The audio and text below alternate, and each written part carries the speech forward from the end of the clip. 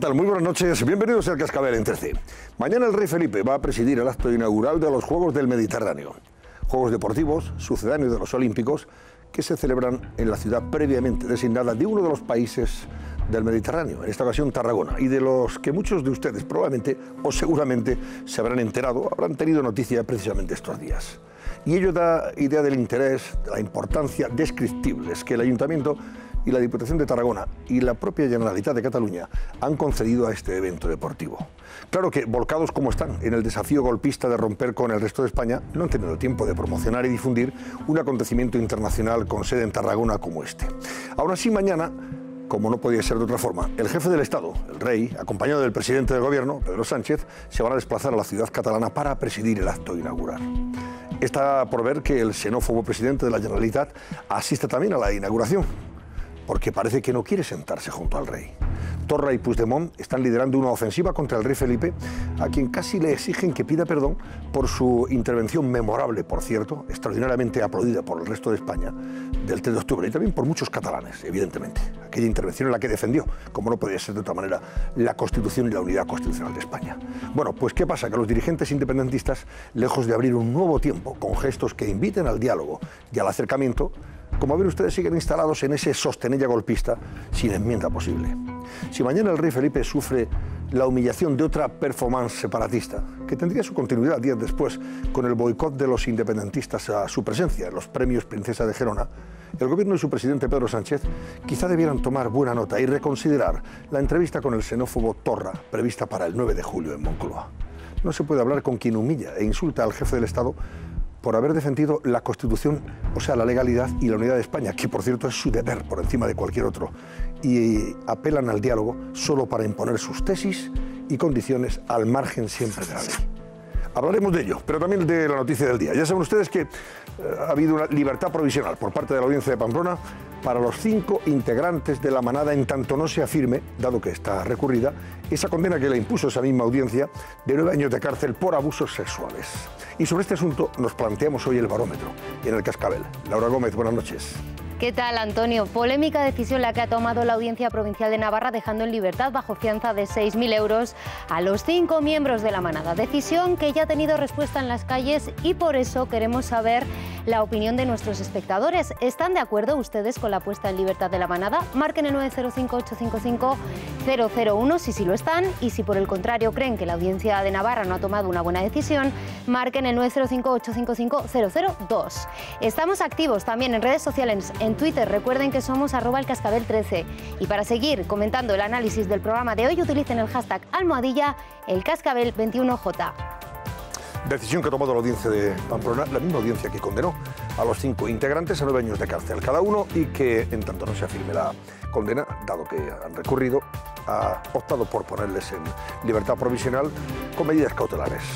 Una fianza de 6.000 euros, por cierto, a cada uno. Es un tema polémico, sin duda, que ha generado enorme controversia y sobre el que nos vamos a detener esta noche tranquilamente en nuestro programa. Y también hablaremos, hombre, con una de las invitadas que en estos momentos está en boca de todos, puesto que forma parte de esos candidatas para hacerse con la presidencia del Partido Popular. Hoy hablaremos con Soraya Sáenz de Santamaría.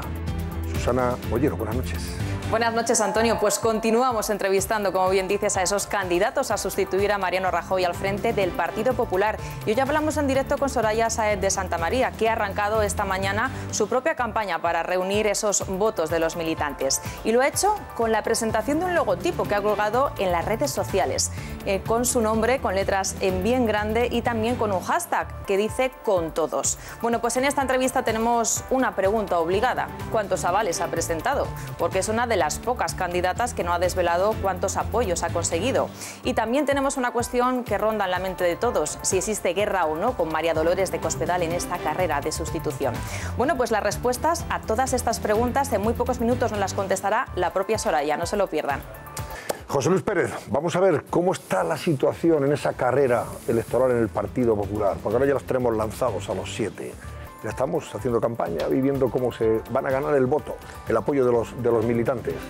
¿Qué que han hecho hoy. Eso es, bueno, si ¿Qué apoyos han recibido de sus compañeros? Si hay campaña, que efectivamente, como están viendo, ha arrancado ya la campaña. Si es una campaña electoral, tendrá que haber eslóganes, tendrá que haber mucho contacto de los candidatos con el pueblo. Es verdad que en este caso la campaña es más corta y el pueblo también es más reducido porque los votantes son los militantes al corriente de pago y que lo hayan solicitado en el Partido Popular. Pero efectivamente los primeros eslóganes ya los empezamos a ver. Por ejemplo, en el caso de Soraya Sáez de Santamaría, ha utilizado hace un juego con su nombre, Soraya, con todos, por aquello de la inmediatez, la rapidez, entre otras cosas también la inmediatez de la campaña. Ya digo que terminará esta peculiar campaña interna el próximo día 4 y que concluirá, por tanto, con la votación del día 5. En el caso de María Dolores de Cospedal, otra de las grandes favoritas, ella utiliza una foto personal en cercanía, que creo que es un poco lo que dicen ahora los publicistas, el claim, ¿no? Digamos que el objeto de su campaña, mostrar cercanía con los militantes.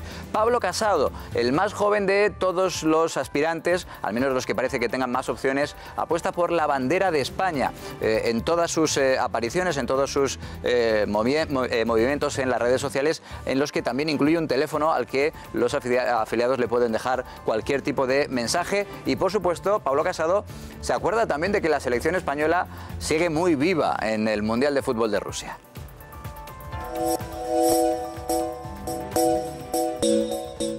Bueno, tercer día de campaña, 5.000 avales, muchísimas gracias. ¿Sabéis con quién estoy? Con la presidenta de las canciones de Madrid, mi sucesora. Y lo que queremos es deciros un mensaje. Por eso vaya hasta el lunes para poder ir a la sede, ponerse al día las cuotas, que ya sabéis que además no son muy caras, y así poder votar el día 5 de junio. Claro, hay que estar al corriente de pago. Los afiliados que quieran participar lo tienen que solicitar, tienen que ir a la sede, ver si están al corriente de pago y si no, ponerse en ese preciso instante, pagar las cuotas que deban. Otro de los candidatos, José Luis Bayo, también utiliza las redes sociales para dirigirse con este mensaje a los militantes del Partido Popular. Amigos, recordaros que os tenéis que inscribir antes del lunes 25 de junio. Es importante para poder participar en este Congreso Extraordinario Nacional. Pero os puedo prometer que si soy el próximo presidente nacional, eliminaremos esta burocracia y habrá un militante, un voto. Una puesta en escena muy casera, ¿eh? Da la sensación de que está grabado con un vídeo y en el salón de su casa. Otro aspirante, es que tenemos hasta 7. El exministro de Exteriores, Margallo, que a pesar de algunas de sus últimas declaraciones en los días previos, hoy viene a decir que espera que esto no sea una guerra entre familias. Si convertimos esto en una guerra de Montescos y Capuletos, corremos el riesgo no solo de hacer perder el tiempo a los españoles, sino también de fragmentar el partido. Bueno, tenemos otros dos candidatos. Elio Cabanes, el que decíamos ayer, tiene toda la pinta de que es un candidato comparsa, es un concejal que lo era en una localidad valenciana que superó casi rozando el larguero, el límite de los 100 avales, presentó 140, que hoy no ha tenido actos, como tampoco los ha tenido José Ramón García Hernández. Joserra, él es verdad que también veíamos antes con Soraya Sáez de Santamaría que utiliza su nombre propio con el ya por la inmediatez. Él también está haciendo gala, digamos, de Joserra, de su nombre, para también tratar de conseguir de esa manera instalar una marca personal.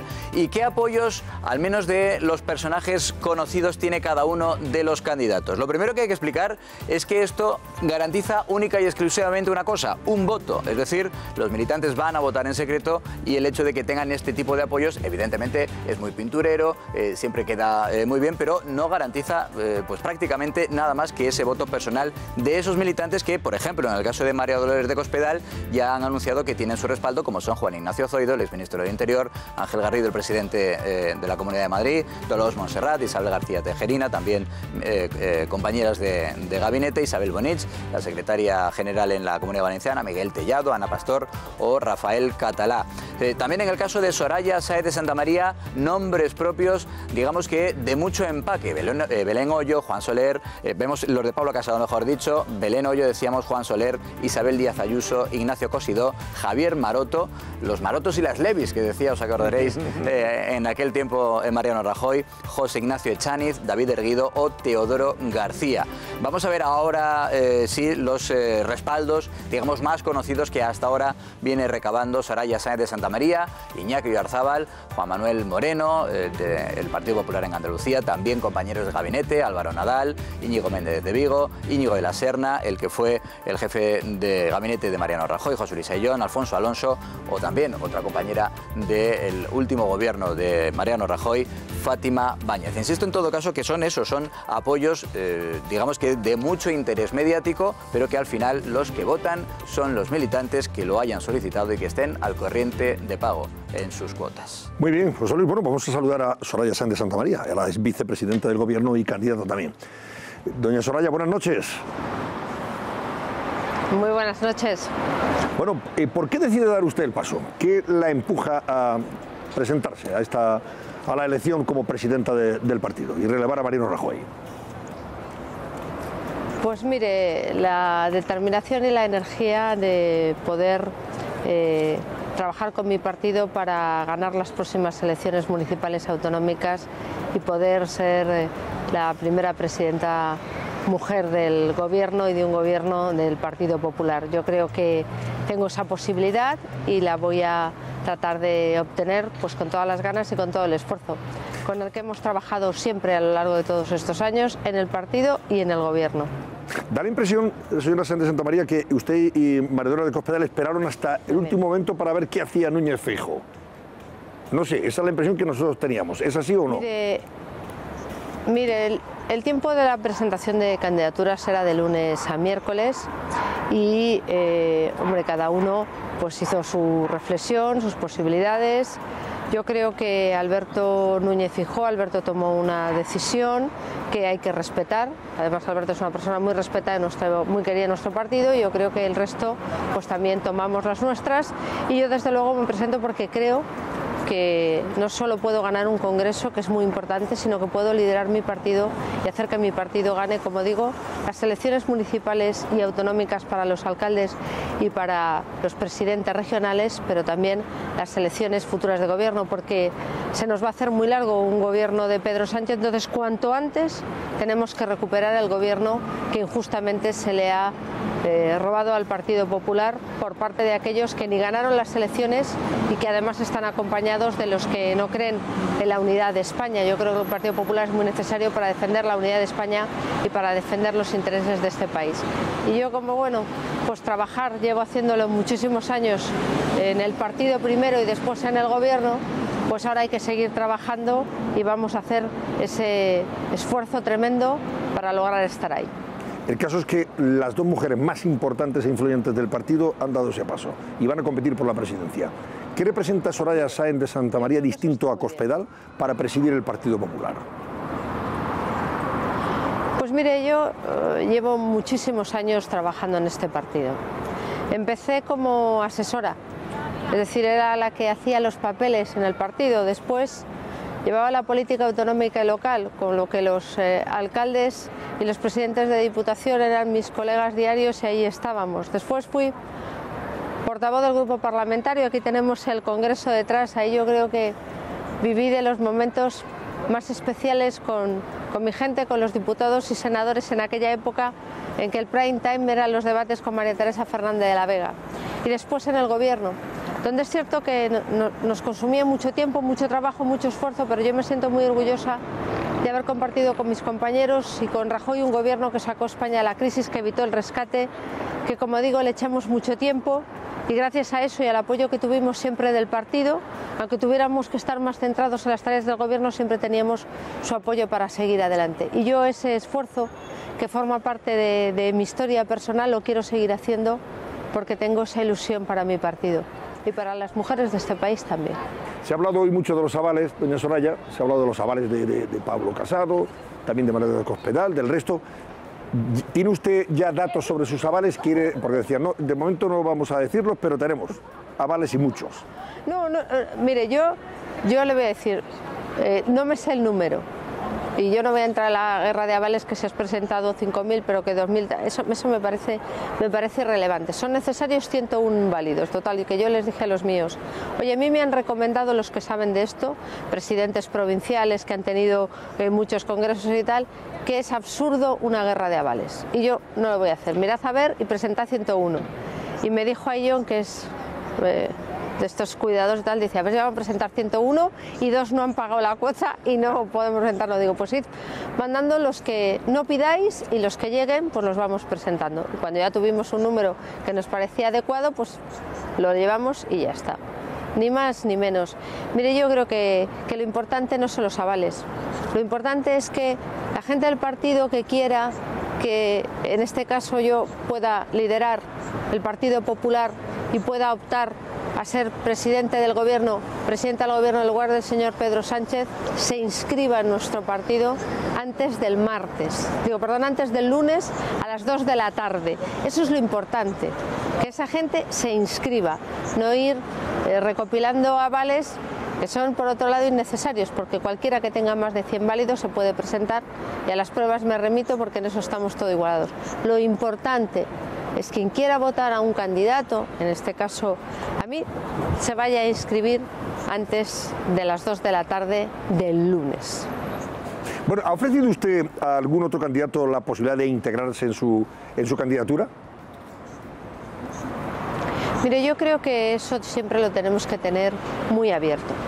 Y antes de esa integración, a mí una cosa que me parece muy importante. Todos somos del mismo partido y yo no tengo adversarios en mi partido. A mí mi adversario se llama Pedro Sánchez, Partido Socialista Obrero Español, que lo que quiero es que esté el menor tiempo posible en el gobierno para que no haga daño a España. El resto somos compañeros y tenemos que mantener un buen tono y un buen clima.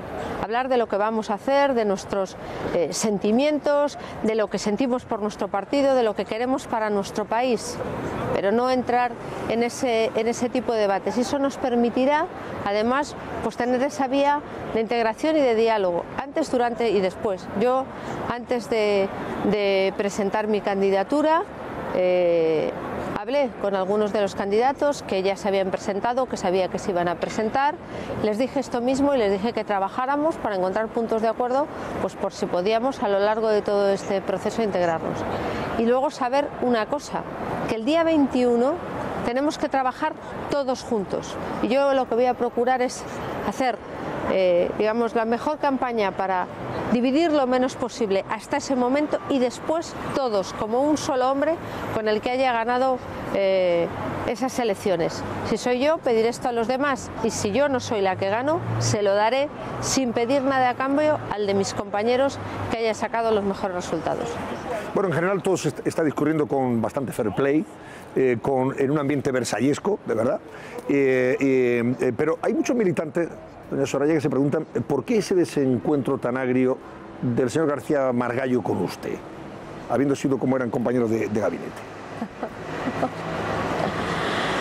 Bueno, mire, yo creo que a lo largo del gobierno uno puede tener diferentes posiciones, pero yo respeto mucho las opiniones del señor don José Manuel García Margallo, y es interesante discutir con él de temas importantes, de la financiación autonómica, de temas europeos que conoce, y yo creo que eso pues es lógico en la vida política, y a mí me parece y me ha parecido siempre enriquecedor escucharle. No sé si usted entiende o también comparte que si se hiciera una porra en estos momentos en muchos lugares y sedes del Partido Popular, probablemente la porra estaría encabezada por usted y por la señora Cospedal, o por la señora Cospedal y por usted, como las dos candidatas con más posibilidades, o candidatos en cualquier caso, para presidir el partido, con permiso de Pablo Casado, el joven que se cuela ahí. Pero parece que entre los tres estaría ahora mismo esa competición. ¿Cree usted que en el caso de Pablo Casado le podría lastrar el asunto del máster o no? Mire, yo creo que Pablo Casado ha dado explicaciones y nunca ha rehuido, pues con total transparencia, contar lo que ha pasado ahí y cómo él ha hecho las cosas. Y yo creo que eso también es importante. Cuando una persona cuenta lo que hay, trata de demostrar con toda la documentación y tal, pues la realidad de los hechos, pues yo creo que eso también es muy importante, ese ejercicio de transparencia que él ha hecho, y hay que reconocérselo. En caso de que usted gane la presidencia del partido, que sea la elegida, ¿quién le va a ofrecer la posibilidad de integrar al resto de candidatos que han competido en esta carrera electoral? ¿Qué va a hacer usted? Por supuesto, se lo he hecho hace un momento. A partir del día 21 tenemos que trabajar todos juntos, y yo estoy abierta a la máxima integración. después del día 21, pero antes también. Son mis compañeros, podemos en este momento pues competir para esa presidencia, pero son mis compañeros y desde luego yo estoy abierta a la integración, porque tenemos que tener un objetivo, que es ganar las elecciones, primero las municipales autonómicas y luego las generales, presentar al mejor candidato posible, aquel que pueda ganarlas, aquel que pueda llevar a nuestro partido, que es un partido que se forja bien en lo que es la tarea de gobernar y que lo hace bien, a tener pues esos mejores resultados en el ámbito autonómico, en el ámbito municipal y después en el ámbito de las generales. Y eso lleva a elegir al mejor candidato, al que mejor pueda ganar esas elecciones y todas las demás, y a trabajar con él. Y en el caso de que sea cualquiera de los otros otra, la que gane o ganen, ¿qué va a hacer usted? Pues ya se lo he dicho, trabajar con ellos para ayudarles sin pedir ningún puesto. Bueno, pues esa es la oferta. Al margen de este asunto, ya que estamos en conexión todavía, le voy a preguntar por algo que se ha hablado hoy mucho, en estas últimas horas, y que vamos a comentar también en nuestro programa, y es este tema de la manada, que ha llevado de nuevo a la calle a la gente, a medida en que ha sido puesto en libertad por el mismo tribunal sentenciador, que condenó a los 5 integrantes y les ha concedido esa libertad provisional.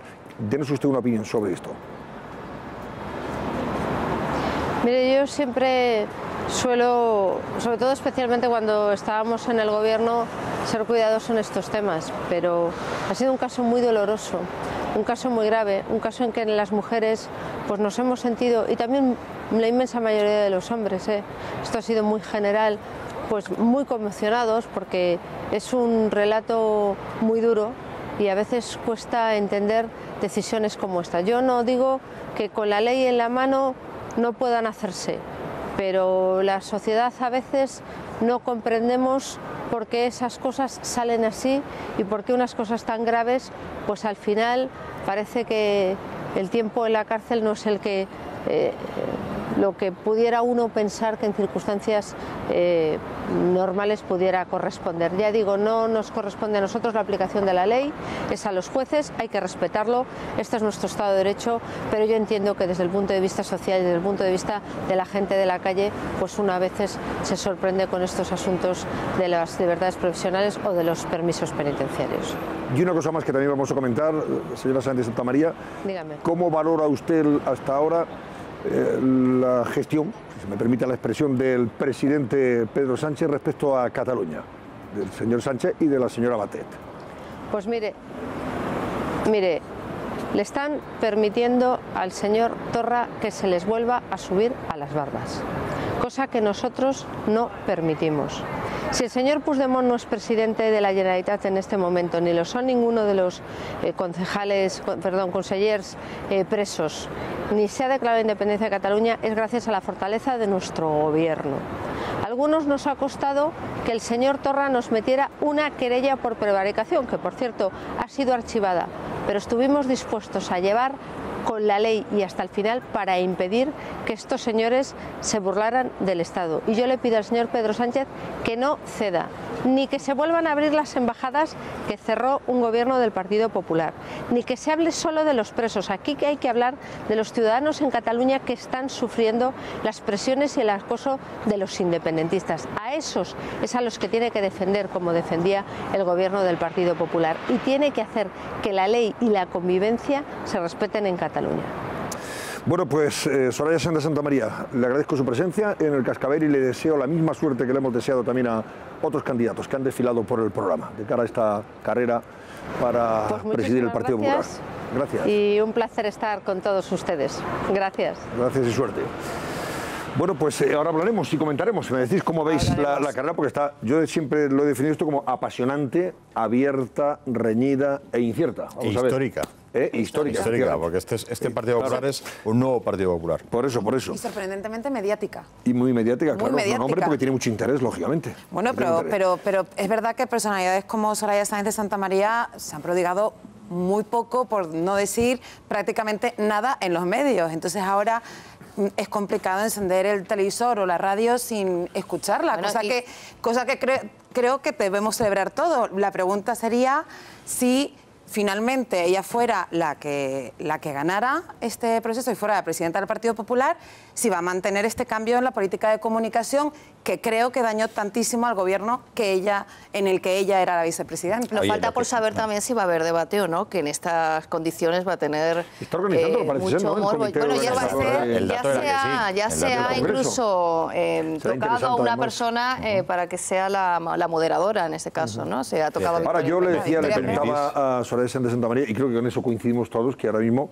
tal y como está planteado esto, da la impresión de que va a ser cosa de tres, de las dos mujeres más importantes y influyentes del partido. Sin ninguna duda. Y Pablo Casado, que se cuela ahí, ¿no? Como el más joven de la... Son los tres. Y yo creo que entre los tres va a estar la elección. Me da la impresión, no sé. ¿no? Vamos a ver hasta qué punto... Oye, sin menospreciar, por supuesto, pero vamos a ver hasta qué punto... a José García Hernández o a García Margallo, ¿no? Pero en cualquier caso, porque los otros dos yo creo que son un poco outsiders, ¿no? Tendremos que ver hasta qué punto, que se han colado ahí de Matute.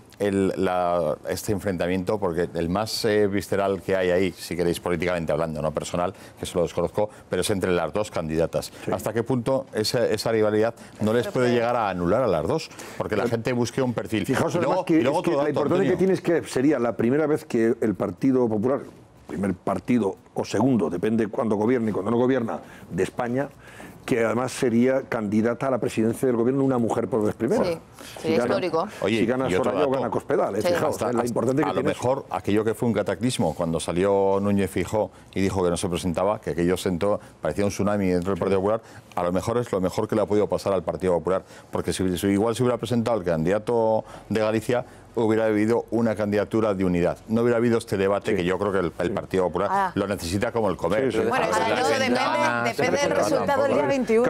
Ahora vamos a recordar lo que le ha dicho, por cierto, Núñez Feijóo a Carlos Herrera esta mañana. Algo que estábamos hablando antes en el descanso, que es muy interesante. Si Pablo Casado se coloca, llega a la final, claro.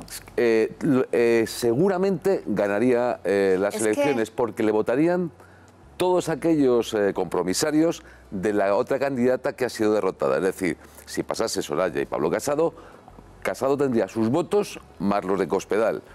Si fuese Cospedal tendría los de Soraya. Es curioso, Como pasen las dos mujeres, va a ser tan reñido y competido hasta... Pero de todas maneras, fíjate, las dos tenemos posibilidades de una expectación enorme. Si te fijas, porque no podemos fijarnos en otros congresos similares en el Partido Popular, porque no ha existido. Pero si te fijas en lo que ocurre en otros partidos políticos, por ejemplo, en el Partido Socialista, siempre ha prevalecido mucho el factor sorpresa. Acordaros de las primarias de Susana Díaz con Pedro Sánchez, que estaba ganado por Susana Díaz y finalmente las bases se impusieron al aparato del partido. Pero es que acordaros del Congreso del 2000 por eso dice en que el las PSOE, primarias las carga el diablo. Que al final fue Zapatero, que era el desconocido frente a Bono, que llevaba el aparato del partido, a Matilde Fernández. Y en la segunda vuelta están los compromisarios. Claro, pero ahí juega mucho la clave si no es elegida una u otra, porque entonces jugarán a favor de Casado. Bueno, creo que eso es muy interesante el proceso que se ha abierto y de luego si sigue con en este plan de fair play, como yo decía antes, de Soraya Sáenz de María. Hasta ahora yo creo que está habiendo salvo un candidato juego limpio, que ha denunciado públicamente que está habiendo guerra sucia contra él. ¿Quién ha denunciado eso? Casado. Bueno, Pablo que sí, Pablo Casado se refiere al tema del máster. Muy claro el tema del máster. De guerra sucia, pero yo no sé si se está refiriendo... Cuando tú hablas de guerra sucia es que te lo están haciendo en casa. Yo no creo que se esté refiriendo al resto de candidatos. Bueno, ahí hay medios que pueden tener interés en a lo mejor en descartarlo o desde fuera, es que da la impresión, pero no creo lo que tenía que hacer es señalar directamente fuera y no dejarlo un mensaje de guerra sucia que algunos podemos llegar a interpretar que es munición interna, ¿no? Porque somos así. Claro. Es que pero en cualquier caso yo creo que las cosas están desarrollándose con cierta normalidad y además será muy interesante luego si hay no sé si un debate a 7, pero un debate entre los 3 o 4 que tienen más posibilidades. Sería muy interesante. Nosotros estaríamos encantados de hacerlo aquí, en esta casa. Aquí lo recibimos. Hombre, por favor, sería fantástico. Vamos a hacer una breve pausa y luego si queréis vamos a escuchar por ejemplo lo que decía hoy Núñez Feijóo. Ya sabes que Carlos ha estado hablando con él esta mañana y en todo caso pues, le ha preguntado por qué no se ha presentado, si pesaba mucho la posibilidad de que aparecieran por ahí dosieres o fotos, esas fotos con el antiguo narco gallego aquel, etcétera, etcétera, y se ha referido a que tiene que tener un compromiso con Galicia y en el 2020 ya veremos, a lo mejor en el 2020 doy el paso, si es que hay otra vez la posibilidad de presentarse, ¿no? y de presidir el partido. Enseguida volvemos y comentamos eso y más cosas. Hasta ahora.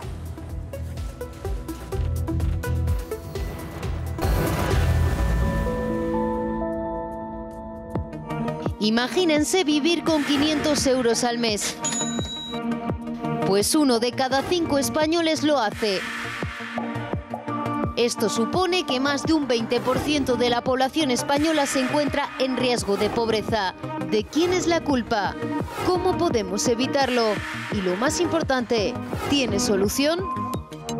Las claves con el economista Gay de Liébana en unos minutos.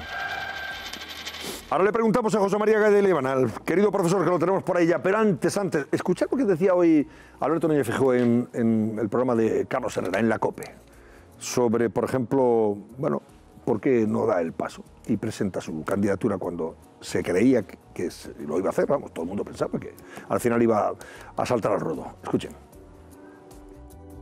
Tan difícil es de entender que alguien que ha sacado una mayoría absoluta, por cierto, la única de España, con un compromiso, pueda ahora faltar a su palabra. ¿Por qué se subestima tanto la importancia de la palabra dada? Ya sé que no cotiza en política en este momento y que pues tenemos un presidente del gobierno que ha dicho que nunca sería presidente del gobierno con los votos de los independentistas, y lo es. Si me dedico un par de días a la semana a Génova y otros días a la semana a la Xunta de Galicia, le aseguro que yo no vuelvo a Galicia ni a tomar una centolla. En Galicia, ser presidente del Partido Popular de España y ser presidente de la Xunta son absolutamente incompatibles. Si esta posibilidad se produce en el año 20, el mayor honor que puedo tener como militante del Partido Popular es presidir el Partido Popular en España. Claro, ahí estaba diciendo Sandra, que algunos lo han interpretado mal, que si esto hubiera sido en el año 2020, cuando ya concluye su mandato al frente de la Xunta, que entonces sí habría dado el paso. Él sí hubiera dado el paso. O sea, ya he concluido mi mandato, no me presento ya a la presidencia de la Xunta de Galicia de nuevo, y sí abogo por la posibilidad de ser presidente del partido a nivel nacional. Efectivamente. Que alguien ha interpretado, dice, no, a lo mejor en el 2020 voy otra vez, no para adelante. Sí, de repente hoy los titulares han sido eso, claro, ¿no? Se postula para el 2020, se deja palabra. Querer para el 2020. Yo creo no tiene nada que ver. Yo creo que su decisión... Oyéndole ahora ya se aclara perfectamente. Claro. Lo que dice es que si esto hubiera pasado en el 2020, si Rajoy dice no, da el paso atrás en el 2020 y se marcha, él sí hubiera dado el paso adelante. Porque entonces ya no tendría su compromiso con la Lo que es interesante es saber a quién va a apoyar Feijóo. Bueno, le ha dicho que no se va a pronunciar hasta que pase la primera ronda. Hasta que pase la primera ronda. Claro. Sí, y luego también ha hablado con Carlos de lo de las fotos con ese tal Dorado, etcétera, etcétera, y si hay dossier y tal, que si eso le hubiera echado para atrás. Escuchen. Mire, con todo los respetos, yo creo que esas fotos de hace 25 años no es que las haya explicado, sino que es que yo creo que la gente, al menos aquí, está bastante harta de este tipo de comentarios y este tipo de explicaciones. No sería posible, si tuviese algún miedo a esas cosas que se han comentado y que se han especulado, no sería posible que yo me levantase todos los días como presidente de la Xunta y patease los pueblos. Ahora precisamente me voy a presidir la reunión del gobierno. Ayer estuve en la sesión de control en el Parlamento. No es posible. Y sobre todo porque estuviera salido ya, vamos.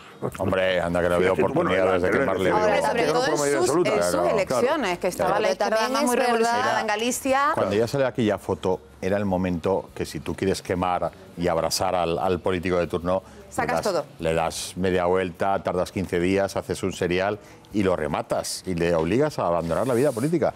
No era el caso porque lo que había es lo que hay, lo que hemos visto ahora.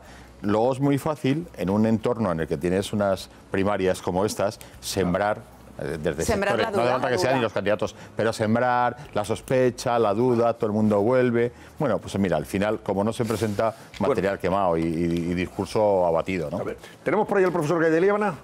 ¿Está usted por ahí, profesor? Buenas noches. Hombre, estoy aquí pendiente, hombre, aquí saludos virtuales pero muy cordiales. Antonio, pobres políticos que todo el mundo desarrea, pobres políticos. Bueno, oye, José María, que estoy mirando las portadas, algunas de las portadas de los periódicos de mañana, y miro a ver noticias que tienen que ver con esto que voy a comentar contigo, y si hay alguna noticia también desde el punto de vista económico y laboral que luego creo conveniente que tú nos comentes, ¿no? Porque yo quiero que tú nos digas cómo valoras esos datos del Instituto Nacional de Estadística, según los cuales 1 de cada 5 españoles, fíjate, 1 de cada 5 españoles está viviendo en riesgo de pobreza, con unos ingresos, ahí están los datos, con unos ingresos inferiores a 8.500 euros al año. O sea, 1 de cada 5 españoles, el 20% de la población española, digamos que vive con 8.500 euros al año.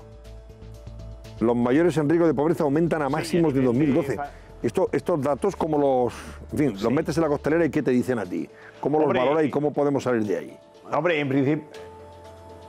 Sí, a mí, Antonio, en principio, digamos que también hay el otro dato que es de a nivel de familia, de un hogar, 2 adultos, 2 pequeños, que en este caso estaría en, no llega a 18.000 euros, ¿no? Por tanto, quiero decir que tenemos una concentración importante de gente que está dentro de lo que sería ese riesgo del umbral de pobreza, por tanto, significa que es gente que igual tiene dificultades, como efectivamente luego la encuesta que lleva a cabo el Instituto Nacional de Estadística va confirmando, ¿no? Es decir, la gente que no puede hacer frente a gastos imprevistos, la gente que no puede pagar puntualmente el alquiler, la hipoteca, la gente que no puede permitirse el lujo de irse una semana de vacaciones fuera de su casa. Por tanto, quiero decir que una cosa son los datos macroeconómicos, los indicadores, que todo va bien, la recuperación, y otra creo que lamentablemente fatídica es la realidad del día a día. Tenemos aquí un modelo económico que no tira, tenemos un empleo precario, lo confirman estos datos, y luego incluso hay un dato muy significativo, Antonio, que se está gastando más de lo que se ingresa. Por tanto, quiere decir que los ingresos de las familias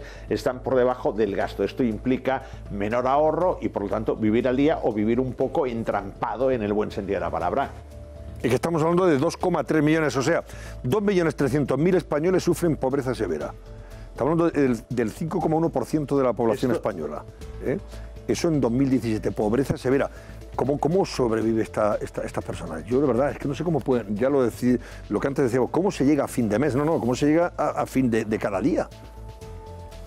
En estas circunstancias. Claro, hay gente que lo pasa realmente mal para llegar a final de mes, ¿no? Y entonces esto quiere decir que lo tenemos que vincular con lo que sería el empleo precario, los sueldos bajos que hay en general. En definitiva, todo esto te está demostrando, poniendo encima de la mesa, que hay una situación de empleo realmente mala y que la gente tiene que hacer esfuerzos, y por tanto quiere decir que lo que hay que hacer es buscar la raíz del problema. ¿Cuál es la raíz del problema? Insisto, nuestro modelo económico, y yo lo que le pido a los políticos es que piensen realmente en cambiar las cosas, porque si no vamos tirando, y cada año, cuando en el mes de junio o julio salen estas encuestas del Instituto Nacional de Estadística, nos encontramos con lo que sería primero los ingresos de las familias, luego el gasto de las familias y una situación, digamos, de precariedad a nivel familiar y de presupuesto de llegar a final de mes. 1 de cada 3 familias españolas no puede permitirse salir de vacaciones. Tremendo. Sí, es Ahora, tremendo. ¿qué solución darías tú? A ver, José María, ¿cómo podríamos cambiar esta curva tan deprimente? No, yo creo que no quiero meterme con los políticos, que insisto que los pobres están recibiendo palos por todas partes, pero yo creo que estamos perdiendo el tiempo en España y que llevamos bastante tiempo perdido, porque realmente, en vez de hablar de lo que serían las políticas, politiquerías, politiqueos y todo esto, creo que habría que centrarnos realmente en cómo este país tiene que tirar hacia adelante. Y la verdad se ha dicho que somos un país, cada vez tenemos más deuda pública, etcétera, etcétera, pero fundamentalmente que nuestro modelo económico no tira, no es competitivo. Tenemos que mirar, por ejemplo, en Corea, ¿qué es lo que pasa en Corea del Sur? En Corea del Sur, el 4,22% del PIB se destina a investigación y desarrollo. Aquí, ¿qué tenemos? Tenemos un problema también de la gente que trabaja, que hay un porcentaje muy elevado que no está cualificado. Tenemos un problema de ascensor social. ¿Qué quiere decir? Que la gente no puede progresar. ¿Por qué? Porque tampoco está formada. Por tanto, hemos de cambiar el modelo económico, dar muchas facilidades a las empresas, dar mucha facilidad al emprendedor y, sobre todo, no tener tanta burocracia a nivel de modelo económico, que esto nos está matando, y por eso hay gente que se va y que invierten en otros lugares. Los políticos tienen que pisar la calle, conocer la realidad económica, y bueno, ahora es un momento teóricamente para propiciar el cambio, Antonio. Si no, malament anirem, que es mal iremos. A ver, Fátima, ¿quiere comentarte algo? Buenas noches, profesor, ¿qué tal? Hombre, yo quería, Fátima, hay un dato, aquí a porque Sandra normalmente... También, que lo he escuchado. Sí, normalmente asociamos la pobreza a personas en riesgo de exclusión, personas que no tienen ingresos. Normalmente la asociamos a inmigrantes, a familias monoparentales o incluso a, bueno, pues a algunos jubilados, ¿no? Pero hay un dato en la encuesta que es tremendo desde mi punto de vista, que es que hay un 14% de personas en riesgo de pobreza que están trabajando, es decir, tienen ingresos y aún así son pobres, que esto es lo más terrible de todo, porque trabajas todos los días tienes tu jornada laboral, pero aún así no puedes pagar absolutamente nada y estás en riesgo de pobreza. Esos son los contratos que tenemos. Claro. Esto es lo que en definitiva confirma el tema del empleo y de lo que sería esta precariedad en cuanto al empleo, pero luego también el que el tener un empleo no es sinónimo de no ser pobre, es decir, que igual estás trabajando pero no llegas a final de mes. A mí esto realmente me preocupa, y me preocupa porque lo que hemos de ver es la calidad del empleo. Precisamente hay un dato que es muy interesante en estos últimos años, que es que todo aquel empleo que se perdió en la construcción, o una gran parte del empleo que se perdió en la construcción, se fue yendo hacia lo que era la hostelería y la restauración. Con lo cual, ¿qué quiere decir?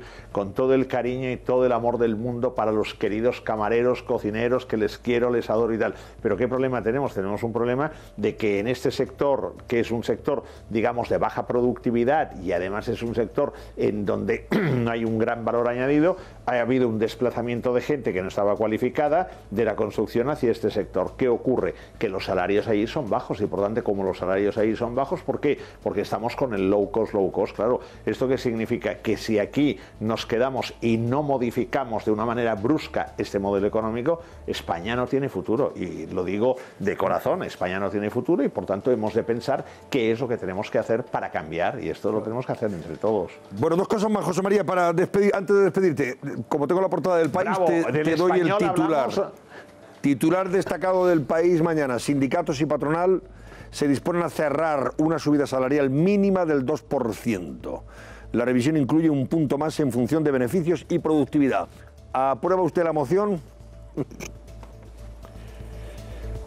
Sí, la apruebo en términos generales, Antonio, pero creo que también hay que ver cada empresa, cada situación. Lo digo porque muchas veces estamos diciendo, hombre, es que ahora las empresas se han recuperado, tienen muchos beneficios, pero hay algunas que precisamente por ese tema del modelo económico y de los precios, igual les cuesta el tener beneficios, y por tanto quiero decir que un incremento salarial puede a su vez un poco recortar puestos de trabajo. Pero bueno, yo lo apruebo, todas las empresas que puedan, adelante, hombre, esto es importante.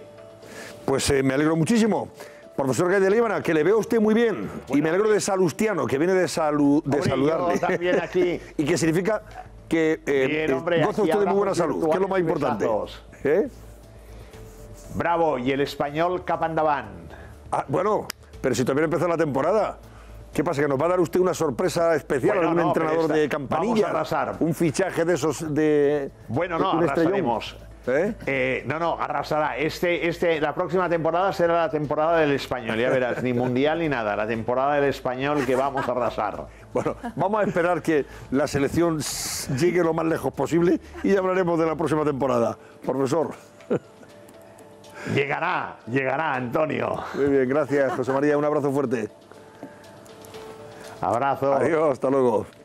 Bueno, sobre esta noticia que comentábamos con el profesor Gay de Líbana, precisamente, que lleva el País a su portada, la ofrecía en primicia esta mañana Joaquín Bizmanos en la cadena COPE, precisamente, y hablaba ya de este acuerdo importante que estaba a punto de cerrarse ya esta mañana entre sindicatos y patronal. Joaquín Bizmanos, buenas noches, cuéntanos, hombre.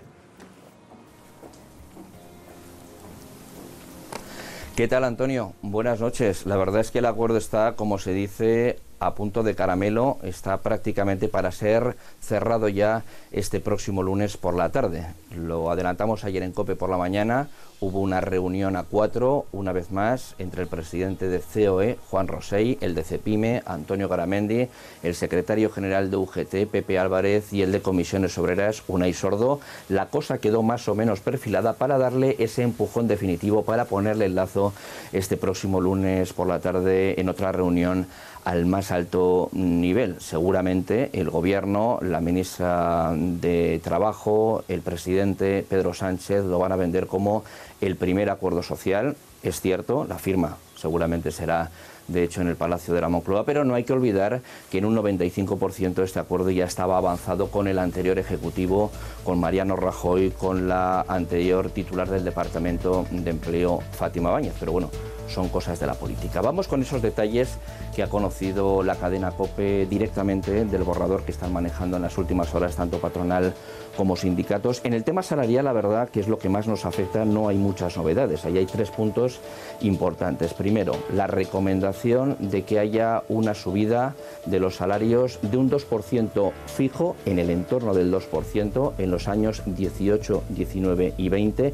cada ejercicio en torno al 2%, más otro 1% variable en función de factores como la productividad, por ejemplo, o los resultados de nuestra empresa. Es una recomendación, insisto, luego la empresa tendrá que ver si puede hacerlo o no puede hacerlo. Ahí, en teoría, se mantendrá la libertad por parte de la empresa. Aparte de esto, se van a introducir cláusulas de revisión, ahí los negociadores van a tener que decidir a qué indicadores están ligados, puede ser al IPC, y luego el acuerdo incluye un aspecto interesante como la fijación de un salario mínimo de convenio de 14.000 euros anuales. Esto se va a hacer de manera progresiva, pero sí, la idea es que en 2020 el salario mínimo por convenio sea de 14.000 euros anuales, es decir, sacando la calculadora, son unos 1.000 euros al mes distribuidos en 14 pagas. Pero este acuerdo es más que un pacto salarial, porque recoge medidas interesantes en materia de flexibilizar la jornada de trabajo, en lucha contra el absentismo, en materia de formación, también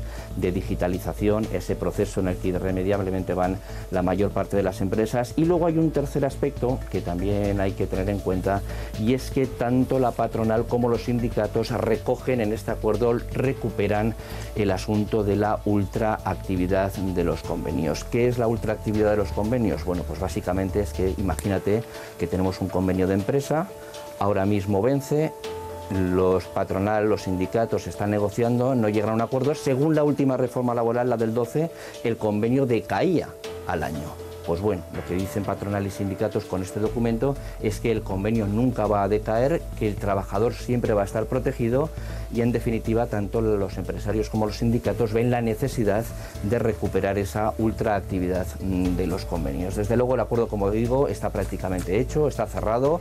El lunes por la tarde seguramente tendremos ya todos los detalles al completo. La idea es que tanto las ejecutivas de los sindicatos como los máximos órganos de dirección de la patronal a lo largo de la próxima semana lo aprueben, y ya habrá que buscar una fecha, seguramente en el Palacio de la Moncloa, para firmarlo con la ministra de Trabajo, Magdalena Valerio, y por supuesto con el presidente del Gobierno, Pedro Sánchez. Pero eso ya lo contaremos. Un abrazo. Bueno, pues gracias. Hasta luego, Joaquín Bizmano. Bueno, este es un asunto que se cierra ahora, pero que ya estaba prácticamente cerrado con Fátima Báñez. Pero bueno, bienvenido sea, más dinerito para todos los trabajadores, más dinerito para la economía, para el consumo, y eso siempre es bueno para todos en general. Muy bien. Bueno, vamos a ocuparnos de lo de la manada, porque tenemos ahí Susana Ollero.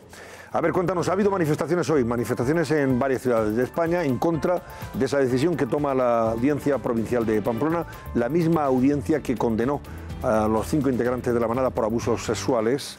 Les condena 9 años de cárcel a cada uno. Ahora ha decidido ya ponerles en libertad provisional, en tanto la sentencia es firme, puesto que está recurrida.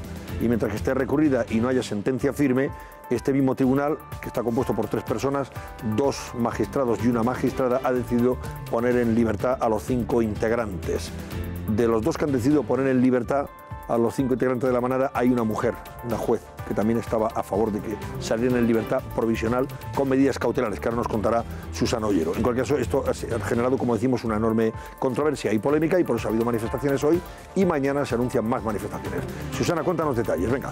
Pues sí, Antonio, vamos a contarlo todo, y es que llevábamos desde el lunes esperando, y la noticia bomba pues ha saltado a primera hora de la tarde. La Audiencia de Navarra decreta la puesta en libertad provisional de los 5 miembros de la manada bajo fianza de 6.000 euros. También les ha impuesto medidas cautelares. Son estas: les han retirado el pasaporte, tienen que comparecer todos los lunes, miércoles y viernes en un juzgado de guardia de sus lugares de residencia. No pueden salir de España, lo tienen prohibido, tanto también como entrar en la Comunidad de Madrid, ni se pueden acercar a la víctima. La decisión la han tomado, como decías, los mismos jueces que les condenaron a los 9 años de cárcel por abusar sexualmente de esa joven en los Sanfermines de 2016. Son estos 3 jueces, pero uno de ellos ha votado en contra de dejarlos en libertad provisional. Ha sido él, Francisco José Cobo, el presidente del tribunal. Las reacciones políticas no se han hecho esperar. La primera, la de la ministra de Justicia. Escuchen. Pues avanzar en programas de formación, de reciclaje, de perspectiva de género, de perspectiva de víctima. Y yo he dicho muchas veces, lo que hacen falta son reformas mentales. ¿Y por qué quedan en libertad provisional? Pues porque en 2 semanas iban a cumplir 2 años de prisión provisional, y su defensa pidió esa puesta en libertad hasta que la sentencia de los 9 años de cárcel sea firme. nosotros llevamos prácticamente 2 años luchando por entender que 5 personas inocentes están en prisión. Lo que no se puede hacer es a través de algaradas o a través de manifestaciones intentar torcer la decisión de la justicia. Y nos preguntamos qué han valorado los jueces para dejarlos en libertad. Pues estas 3 cosas. Primero, si existía o no riesgo de fuga, si existía ese riesgo de destrucción de pruebas o reiteración delictiva. Como decía Antonio, la calle tampoco ha tardado en reaccionar. Hoy ya se han celebrado esta misma tarde manifestaciones en contra de esta medida. Estas son imágenes de esta misma tarde. En Pamplona, la más numerosa, y también en Barcelona. Bueno, pues van a ver las manifestaciones que están convocadas para mañana viernes. En primer lugar, por ejemplo, la de Madrid a las 7 de la tarde frente al Ministerio de Justicia, o en Sevilla a las 8 en la Plaza Nueva, también en Valencia en la delegación del Gobierno a las 7 de Valencia. Y vean cómo se cubre nuestro mapa en color morado. En Asturias, en Toledo, en Murcia, prácticamente en media España está en contra de esta decisión. Antonio. Bueno, pues gracias, Susana. Cruz Morcillo, buenas noches. Buenas noches, Antonio. ¿Te equivocaste en tu pronóstico? Me equivoqué en el pronóstico estrepitoso. Bueno, creo que no yo sola, en honor a la verdad, creo que mucha gente se ha equivocado. Sí, pues esperaba que hoy se conociera precisamente la decisión de la audiencia, pero que vamos a ver, es que es el mismo tribunal sentenciador. En libertad, claro. Es el mismo tribunal sentenciador el que ha decidido. Esto ya es una sustancial diferencia con lo que ocurría hasta hace poco, ¿no? Que era otro tribunal el que decidía sobre esta libertad. Normalmente siempre son otros tribunales los que deciden. Es que esto es una reforma de la ley de enjuiciamiento criminal bastante reciente que bueno, ha estado funcionando muy poco y desde luego se ha aplicado en muy pocos casos mediáticos. Antes sí que esa decisión no la tomaba el mismo tribunal sentenciador. Y ahora a partir de ahora siempre es el mismo tribunal sentenciador el que decide si pone en libertad provisional o no a los condenados, en tanto la sentencia no es firme. Que es lo que hemos valorado. Evidentemente es una sentencia que se ajusta a la ley. Eso, una decisión judicial que se ajusta a la ley. Eso vaya por delante y no hay ninguna duda. En segundo lugar, me gustaría destacar que no hemos conocido el auto, es decir, no conocemos los argumentos del auto y por lo tanto solo podemos esgrimir motivos que pensamos que han decidido esta balanza, ¿no? Pero no obstante, a mí hay un argumento que me llama muchísimo la atención y es que siendo el mismo tribunal es extraño, cuanto menos, que una sentencia, yo creo que una sentencia condenatoria implica en principio mayor riesgo de fuga, no sé qué pensáis, compañeros, que cuando solo estamos a la espera de juicio. Es decir, cuando en puridad existe mayor riesgo de que alguien se fugue, cuando ya sabe que ha sido condenado o cuando aún tiene la perspectiva de que puede ser absuelto. Porque claro, en diciembre, cuando ese mismo tribunal, cuando esa misma sala acordó que siguieran en prisión, podían haber sido absueltos perfectamente, ¿no? En ese momento, perdóname, en ese momento la acusación era bastante más seria que la propia condena. Claro. Ya se había celebrado el juicio, te hablo cuando se acaba de celebrar el juicio. En la anterior. Claro, en diciembre, te hablo cuando ya se acaba de celebrar el juicio y a la espera de sentencia la defensa pide que se le deje en libertad. Pero todavía estaba por dirimir la acusación si era de 22 una años, acusación sobre 22 años, con lo cual... Pero la misma posibilidad, claro. Te preguntamos por algunas cosas, no sé si esto responde a lo que mañana leeremos o en las próximas horas conoceremos, pero según la razón, el que ha tenido acceso a ese auto, luego lo hablaremos con el abogado de 4 de los integrantes de la llamada manada, con Agustín Martínez, pero dice el auto al que ha tenido acceso a la razón que justifica esta puesta en libertad provisional porque los condenados no pueden huir del país al no tener dinero, es lo que parece que dice ese auto, y que los han liberado porque viven a 500 kilómetros de la víctima. La víctima vive en Madrid y ellos viven en Sevilla. Y esa sería, entre otras razones, las que han... Pues hombre, espero que los argumentos sean y el abuso un poquito más sólido, ¿no? Sí, absolutamente. Esto parece un poco de chiste, no sé. A mí no pero más que además, ¿qué importa dónde viva? Bueno, de entrada se les ha prohibido... El abuso fue en Pamplona, por eso pero más que el riesgo de fuga, el riesgo de reiteración de delito. Es que estamos hablando de gente que ya está acusada por lo mismo. Uno de ellos está acusado por lo mismo. Bueno, pero está en una fase, ¿no? Sí, pero eso no se tiene en cuenta porque está en una fase muy indiciaria. Entonces es un delito el de la violencia sexual, que es precisamente uno de los que más reiteración presenta. Déjame que salude a Agustín Martínez, que es abogado de 4 de los integrantes de la llamada manada. Don Agustín, buenas noches. Muy buenas noches. Vamos a ver, hemos leído lo que según la razón dice ese auto por el que han sido puestos en libertad sus 4 clientes defendidos y el quinto en cuestión. Dice que no pueden huir del país porque no tienen dinero. No sé si eso es lo que también ha leído usted, si ya ha leído todo el auto, y porque viven a 500 kilómetros de la víctima, de la chica de la que abusaron sexualmente. ¿Es así? Pues mire, en primer lugar tengo que decirle que es que yo no tengo el auto. No me diga. Es decir, que yo todavía desconozco el auto porque, tal y como en principio se nos ha comunicado, el auto se dará traslado a las partes mañana a las 8:30 de la mañana. Por lo tanto, yo no puedo valorar el auto porque no lo tengo. Y por eso todavía más me sorprende que haya gente que valore el auto sin leerlo. Me produce una extrañeza importante. Yo creo que todos deberíamos hacer una reflexión un poco de qué está pasando con la justicia y cómo se está haciendo la interpretación de la justicia en determinados casos. Y uno paradigmático sin duda es este. Aquí había escuchado esta mañana y he escuchado en alguna ocasión a una magnífica periodista como es la señora Morcillo, que la tenía clarísimo. No les iban a dar la libertad. Era casi como una broma. Es imposible que les dé la libertad. Pues fíjese, les han dado la libertad. Y lo que a ustedes les sorprende tanto en relación con el cambio de criterio del tribunal es absolutamente lógico. Es absolutamente lógico. Miren,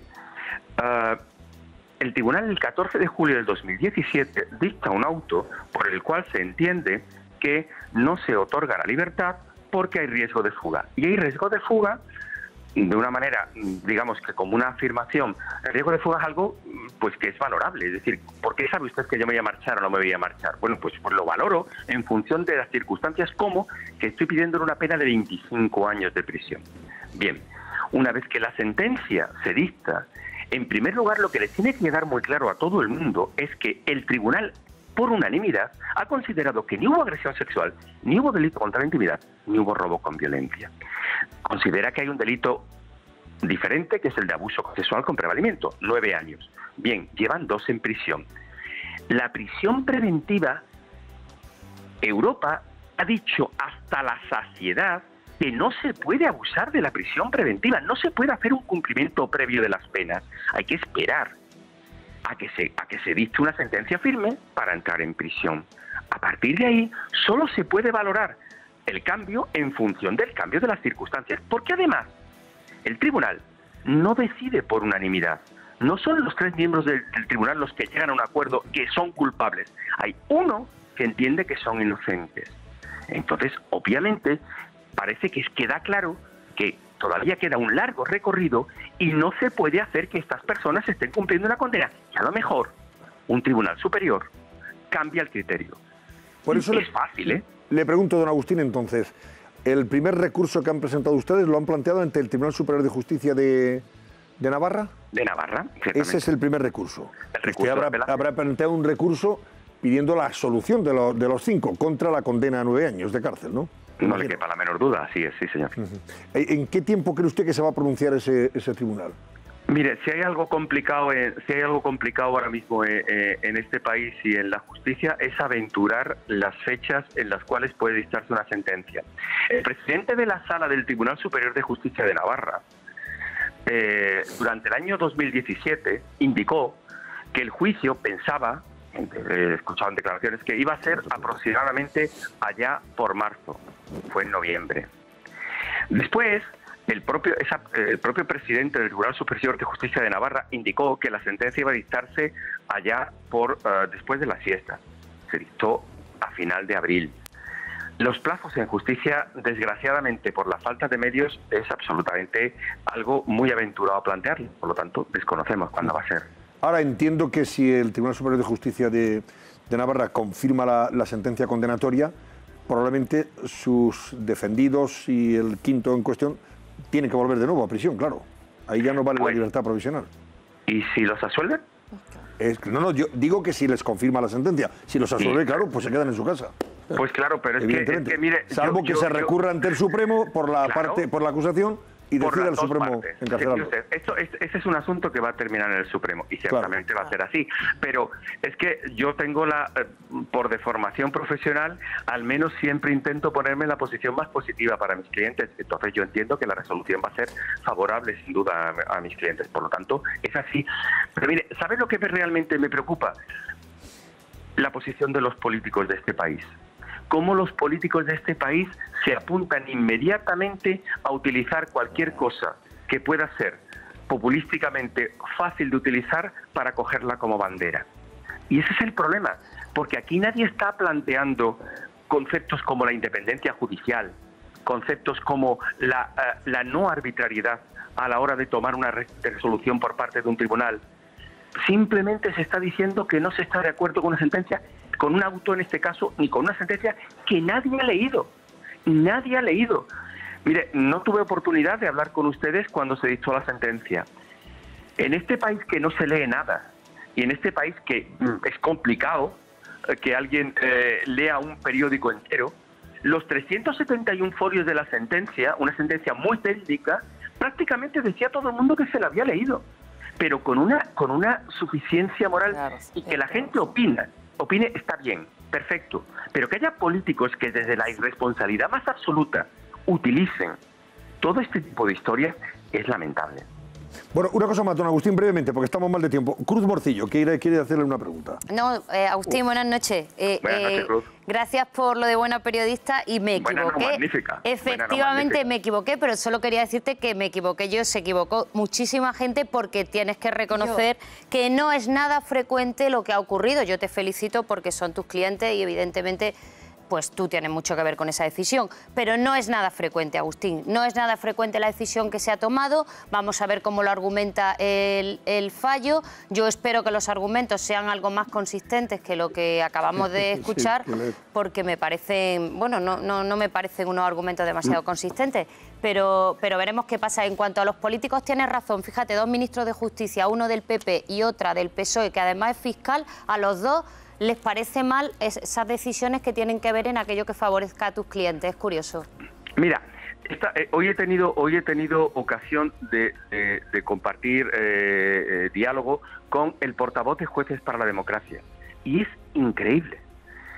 El magistrado comentaba el auto diciendo que no lo entendía, que no entendía cómo había podido haber un cambio de opinión. Entonces le preguntaba, oiga, ¿usted ha leído el auto? No. Entonces es normal que no lo entienda, señor. ¿Cómo un portavoz de una organización de jueces puede no comprender un auto sin leerlo?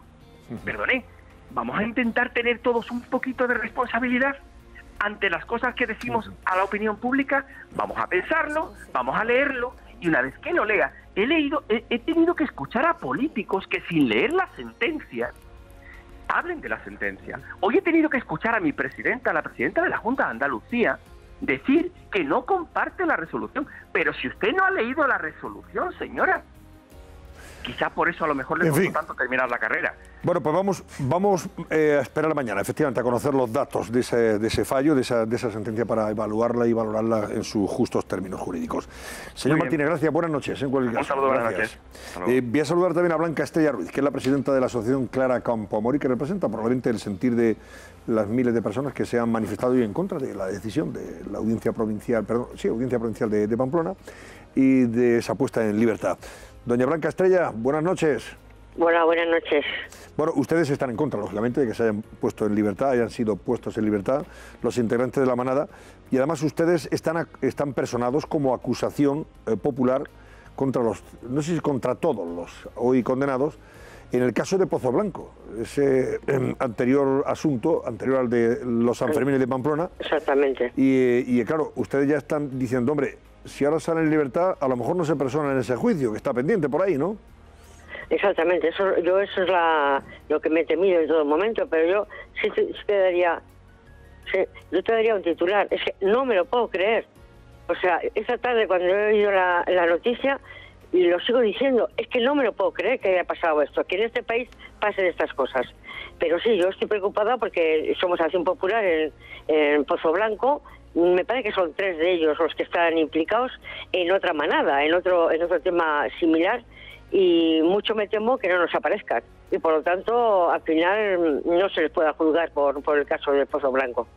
Señora Ruiz, usted va a estar presente mañana en esa manifestación que han convocado la asociación que preside en Baracaldo concretamente, ¿no? En Vizcaya, a partir de las 19:30, 7:30 de la tarde. Las organizaciones de mujeres en Baracaldo, donde yo vivo ahora, hemos convocado manifestación junto con nuestra alcaldesa en los juzgados aquí de Baracaldo. Yo, por tanto, voy a estar en mi pueblo. Hay en Bilbao a la mañana, si tengo tiempo iré a la de Bilbao también, pero voy a estar en mi pueblo, en Baracaldo, a las 7:30 de la tarde. Le pregunto en relación con esto que nos comentaba antes el abogado, de 4 de los 5 integrantes de la manada. ¿Se pueden entender las razones jurídicas que 2 de los 3 magistrados hayan subrayado, escrito, volcado en esa sentencia para poder entender por qué les deja en libertad? Mira, yo te digo que sí, que yo sigo diciendo que es que no me lo puedo creer. Primero, que los 3 magistrados que les condenan solo por el abuso y no por la violación, cuando en la sentencia dicen, tal y como lo determinan ellos la sentencia, es violación pura y dura, y sin embargo la condena es distinta. Ya empezamos por ahí que jurídicamente es un disparate lo que han hecho. Y que sean ellos mismos los que tienen que decidir, pues yo... También me pasa como a Morcillo, la gran periodista Morcillo, además, que es que yo pensaba que esto no iba a pasar y ha pasado. Pero hay 2 cosas. Bueno, que si no riesgo de fuga, yo lo dudo y tengo miedo, insisto, por lo de antes, porque no nos aparezcan el día que se les cite a juicio por Pozo Blanco. Pero dice luego que no van a incidir en el delito o algo así. Ahora, pero si en Pozo Blanco lo hicieron y luego lo han hecho en San Fermín. Y hay otra cosa que también me parece muy grave, se les pone en Madrid, pero yo en San Fermines van a salir mañana, van a ir a los San Fermines. ¿Qué va a haber? ¿Otra víctima española o europea a la que vuelvan a hacerle lo mismo? Porque como les ha salido todo tan bien y como no tienen dinero además, no pagarán fianza, no pagarán nada. Mira, yo recuerdo todos los temas que llevamos, fueron muchos en el 91 y el 92, y recuerdo alguno, por ejemplo, que iban a hacerse los 2 años días anteriores al juicio. Nosotros en la asociación pedimos en todos los casos que se aumentara el tiempo de libertad de prisión condicional. Mira, todos ellos estuvieron en prisión provisional hasta que hubo sentencia firme del Supremo. Y ellos, recordar las niñas de Alcácer, los asangradores, bueno, todos sabéis que son muchas, no voy a repetirlas porque no quiero dejarme ninguna. Y tampoco tenía dinero el asesino de las niñas de Alcácer, el famoso Anglés. Se recorrió toda España, se fue a Portugal, se cogió un barco y se fue a Brasil, que era su tierra.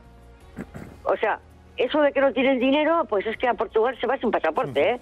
El pasaporte. A Portugal se va sin pasaporte y en Portugal hay barcos que van hasta Brasil, con lo cual no tenemos extradición, o a cualquier otro país.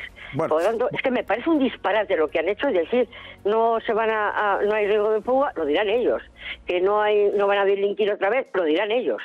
Vamos a conocer mañana lo que se les permita. Estar en San Fermines, se podían haber ocurrido también decir que tampoco a Pamplona. Blanca Estella Ruiz, muchísimas gracias como presidenta de la asociación Clara Campo Amor. Vamos a estar atentos al devenir de los acontecimientos de estas próximas horas y sobre todo a conocer los argumentos efectivamente del tribunal, por los que ha dejado en libertad. Gracias. Buenas noches, Blanca. Un titular. Yo insisto en que el fallo se ajusta a la ley, o sea, eso Perdóname, Cruz, vaya por ahora delante. Volvemos enseguida, que me dicen que si no saturamos en publicidad y estas cosas son muy serias. Volvemos enseguida, venga.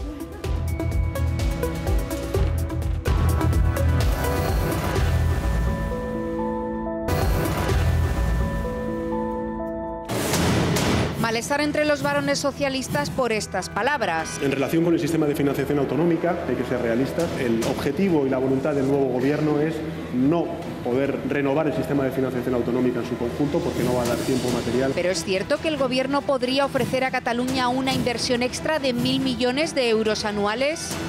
A continuación, todos los datos con Carlos Cuesta. Cruz, que te he cortado, venga. ¿Me has cortado? Te he cortado, vamos, pero de una forma drástica. No, decía que a falta de conocer, por tercera vez, a falta de conocer los argumentos que son imprescindibles, pero bueno, yo me imagino que dirán que no hay riesgo de fuga, así, a grandes rasgos, en genérico. Luego concretarán todo lo que quieran, que no se van a fugar y que de momento no hay indicios para pensar en una reiteración delictiva. Yo imagino que eso es de cajón y poco más, y que ha bajado a 7, que ya estamos ante un horizonte penal de 7 años, puesto que han cumplido 2 de la sentencia, y entonces pues que es un periodo donde se puede tomar esa medida. Pero básicamente lo que quería decir es que entiendo que la gente esté muy enfadada, que esté muy indignada, porque desde el principio de este caso, bueno, pues tiene todos los ingredientes para que se mezclen un montón de sentimientos, sensaciones que van más allá de lo que es la propia justicia, pero que, reitero, que se adapta a la justicia. O sea, no podemos decir, esto no puede pasar porque esto es un país bananero, porque eso no es así. Claro que no. No es ahora, así. Cuando veis las portadas, ya veréis la importancia que tiene esto que estamos comentando, ¿no? Exacto, que esto es infrecuente una esta afición decisión. nuestra por valorar una noticia de una forma sobredimensionada, ¿no? Ahora verán las portadas y es que todas a todo trapo van con este tema. El abogado Antonio, que ha argumentado perfectamente, no me ha contradicho cuando le he dicho, pero no es frecuente por 2 veces, porque no es frecuente la decisión que se ha tomado hoy. Sí. Bueno, no te vayas, Cruz, que mira, tengo a nuestra compañera Verónica Ruiz de COPE Almería, que hoy ha dado en exclusiva, una vez que se ha levantado el secreto del sumario, la carta que le ha dirigido la asesina confesa del pequeño Gabriel Cruz y en su tiempo novia del padre, al padre de Gabriel, lógicamente, a su expareja en este caso, pidiéndole perdón y más cosas, y que no tiene ninguna excusa de la barbaridad, en fin, terrible que hizo esta tiparraca. Verónica, buenas noches. Hola, ¿qué tal? Buenas noches, Antonio. Pues cuéntanos los términos de esa carta que le ha dirigido Quezada, Ana Julia Quezada, a su exnovio en este caso y padre del pequeño Gabriel. Pues en la carta que consta en el sumario, Ana Julia Quezada se hace la víctima, tira de sentimentalismos para reclamar el perdón de Ángel, el padre de Gabriel. En la misiva lamenta todo el daño que le ha hecho a él y también a la madre del pequeño, a Patricia. Niega que lo tuviese planeado, que fuese premeditado y reconoce que le quitó lo más grande que uno puede tener, que es un hijo, pero que fue un lamentable accidente. También hablaba de incidente incluso, si recordáis, en la carta que escribió hace unos meses al programa de Ana Rosa Quintana, y bueno, pues se reitera un poco en ese sentido. Bueno, pues la otra noche, Antonio, cuando estuvimos aquí, dijimos que lo único que había accedido a responder al juez Ana Julia Quezada era reconocer que esas cartas las había enviado ella y con eso se ahorraba en principio... Hola, Verónica. Hola, ¿qué tal? Soy Cruz Morcillo. Se ahorraba en principio una prueba caligráfica, ¿no? Porque ella había reconocido que esas cartas las envía ella y que esa era su letra. La importancia de estas cartas que ha dado la compañera, pues que estaba, de alguna manera hay un reconocimiento implícito de los hechos, porque claro, aunque ella diga que fue un accidente, que bueno, ya habrá luego que dilucidar si es un homicidio, es un asesinato o qué es y de qué se trata, pero está reconociendo que de alguna manera mata al niño, ¿no? Efectivamente. Entonces, y que no tiene excusa eso, la barbaridad aunque que luego se retracte, porque lo más probable es que en el plenario se retracte de todo lo que haya dicho, pues como hace todo el mundo y no reconozca nada, etcétera, etcétera, hombre, esto puede servir como prueba. Oiga, usted envió esta carta al juzgado para que fuera remitida a su exnovio, a su expareja, donde está reconociendo que por accidente mató al niño. Ya se sabe que no fue por accidente, porque para asfixiar a alguien no se puede asfixiar. De su puño y letra ya queda constancia, claro. Claro. Sí, discúlpame, pero tú que eres una especialista en estos asuntos, ¿no te da más la impresión a que es una maniobra de defensa encaminada a si un accidente, estoy arrepentida, estoy pidiendo perdón, ese paso previo para enfrentarse al juicio con un argumento defensivo? Claro, y de ¿no? hecho hoy preguntábamos a jueces, ¿no? ¿Esto se puede considerar un arrepentimiento? Porque claro, eso ya sabemos que puede conllevar una rebaja de pena, ¿no? Pero hombre, este arrepentimiento va a ser un poco sui generis después de estar 13 años o de una confesión, 13 días con el cadáver del pequeño escondido en su casa cuando todo el mundo lo estaba buscando y ella era cómplice de ese ocultamiento, ¿no? Es una carta muy pensada. Tú fíjate lo que dice. Dice, no hay excusas que valga. Y yo he apuntado 3 que ha dado. Un accidente. Yo tomaba pastillas y no estaba planeado. para no poner ninguna excusa, o sea, es una carta que está perfectamente pensada. De cara a su defensa. Claro, no es más que eso, ¿no? En fin, Verónica Ruiz, muchísimas gracias y enhorabuena, gracias. Gracias, Verónica, un saludo, hasta luego. Gracias, Verónica Ruiz, compañera de COPE Almería, que ha tenido acceso en primicia a esa carta. Mirad las portadas que os decía antes, y ahora es como portadas de hoy ya, pues son las 12 y 4 minutos de la noche del viernes, o sea, 12 y 4 minutos del viernes ya. Mirad cómo se ocupan del asunto de la manada, que es el tema estrella que subrayan todas las portadas. ABC, en su página principal de portada, pues lleva el asunto con este titular: ira y estupor por la libertad de la manada. Ola de indignación en toda España tras decretar los jueces la puesta en libertad provisional de los 5 autores del abuso sexual a una joven en los Sanfermines. Y ahí se ve un grupo de mujeres protestando en Pamplona tras filtrarse la decisión de la Audiencia de Navarra, que ha provocado esa convocatoria para hoy ya viernes, de manifestaciones en toda España. Llevarán las manifestaciones de hoy. Dice El Mundo sobre el tema también, abriendo página de portada y titular: el gobierno dividido por la puesta en libertad de la manada, el cambio de criterio de una juez que forma parte de ese tribunal de la Audiencia de Navarra permite la excarcelación provisional de los condenados. La ministra Delgado, Lola Delgado, ve normalidad judicial y la secretaria de Igualdad alarma social. Y por eso habla de división en el gobierno de Sánchez sobre esa decisión judicial. El País también, portada y foto alusiva al asunto, con la protesta en Pamplona de ayer. La Audiencia de Navarra deja a la manada en libertad provisional. Miles de personas protestan contra el fallo en varias ciudades y hoy viernes están convocadas más manifestaciones. La Razón, también en portada, toda plana el asunto. Según La Razón, que ha tenido acceso al auto del tribunal, este tribunal justifica que los condenados no pueden huir del país porque no tienen dinero y por eso les ponen libertad, y les liberan porque viven a 500 kilómetros de la víctima. En fin, nos parecen bastante perentorios estos argumentos, ¿no? O bastante simplones, pero bueno, a mí me parece muy es que a más de 500 kilómetros cometieron el delito, ¿no? Y luego habla de nueva división en el tribunal. El presidente se opone a la salida, es un delito gravísimo, pero los otros 2 jueces, sí, una mujer entre ellos, han decidido ponerles en libertad. Oleada de indignación en la clase política y la sociedad que anuncia nuevas protestas, y la Comisión de Reforma del Código Penal ya tiene 3 propuestas para evitar que esto suceda. Voy con La Vanguardia, que también a todo trapo dice: el Tribunal de la Manada redobla la ira al dejarlos libres. Los jueces de Navarra que condenaron a los 5 jóvenes dictan su libertad. Los acusados saldrán tras pagar 6.000 euros a la espera de la pena firme, o sea, de que la condena sea firme, y los sentenciados a 9 años han cumplido 2 de prisión provisional. Foto de portada también para un momento de esas manifestaciones, en este caso, o protestas en Barcelona ayer. Y si leen la página web de COPE, también es el titular más destacado: libertad provisional bajo fianza de 6.000 euros para la manada. O sea que es un asunto que realmente, desde el punto de vista periodístico y social, manda en las portadas de todos los diarios y en el interés informativo del día. Mandó cuando conocimos la sentencia, claro. Pues evidentemente ahora y traerá más. Cola, Claro. Traerá mucha más cola, seguro. Bueno, pues nada, Cruz Morcillo, vamos a estar atentos a ver qué pasa mañana con el asunto, cuando conozcamos también los términos de esa sentencia, los términos del auto, que no, a ver si no son tan simples como estos que nos sugiere La Razón, porque son simplones, realmente. Gracias y buenas noches, Cruz, un placer como siempre. Gracias. Bueno, vamos a ver, Carlos Cuesta. Muy buenas. ¿Qué pasa, hombre? ¿Ha enfadado Pedro Sánchez a Susana Díaz, a Fernández Vara, al señor Puig, presidente de Valencia, o sea, a los varones socialistas, y también me temo que a los varones del PP que gobiernan la economía?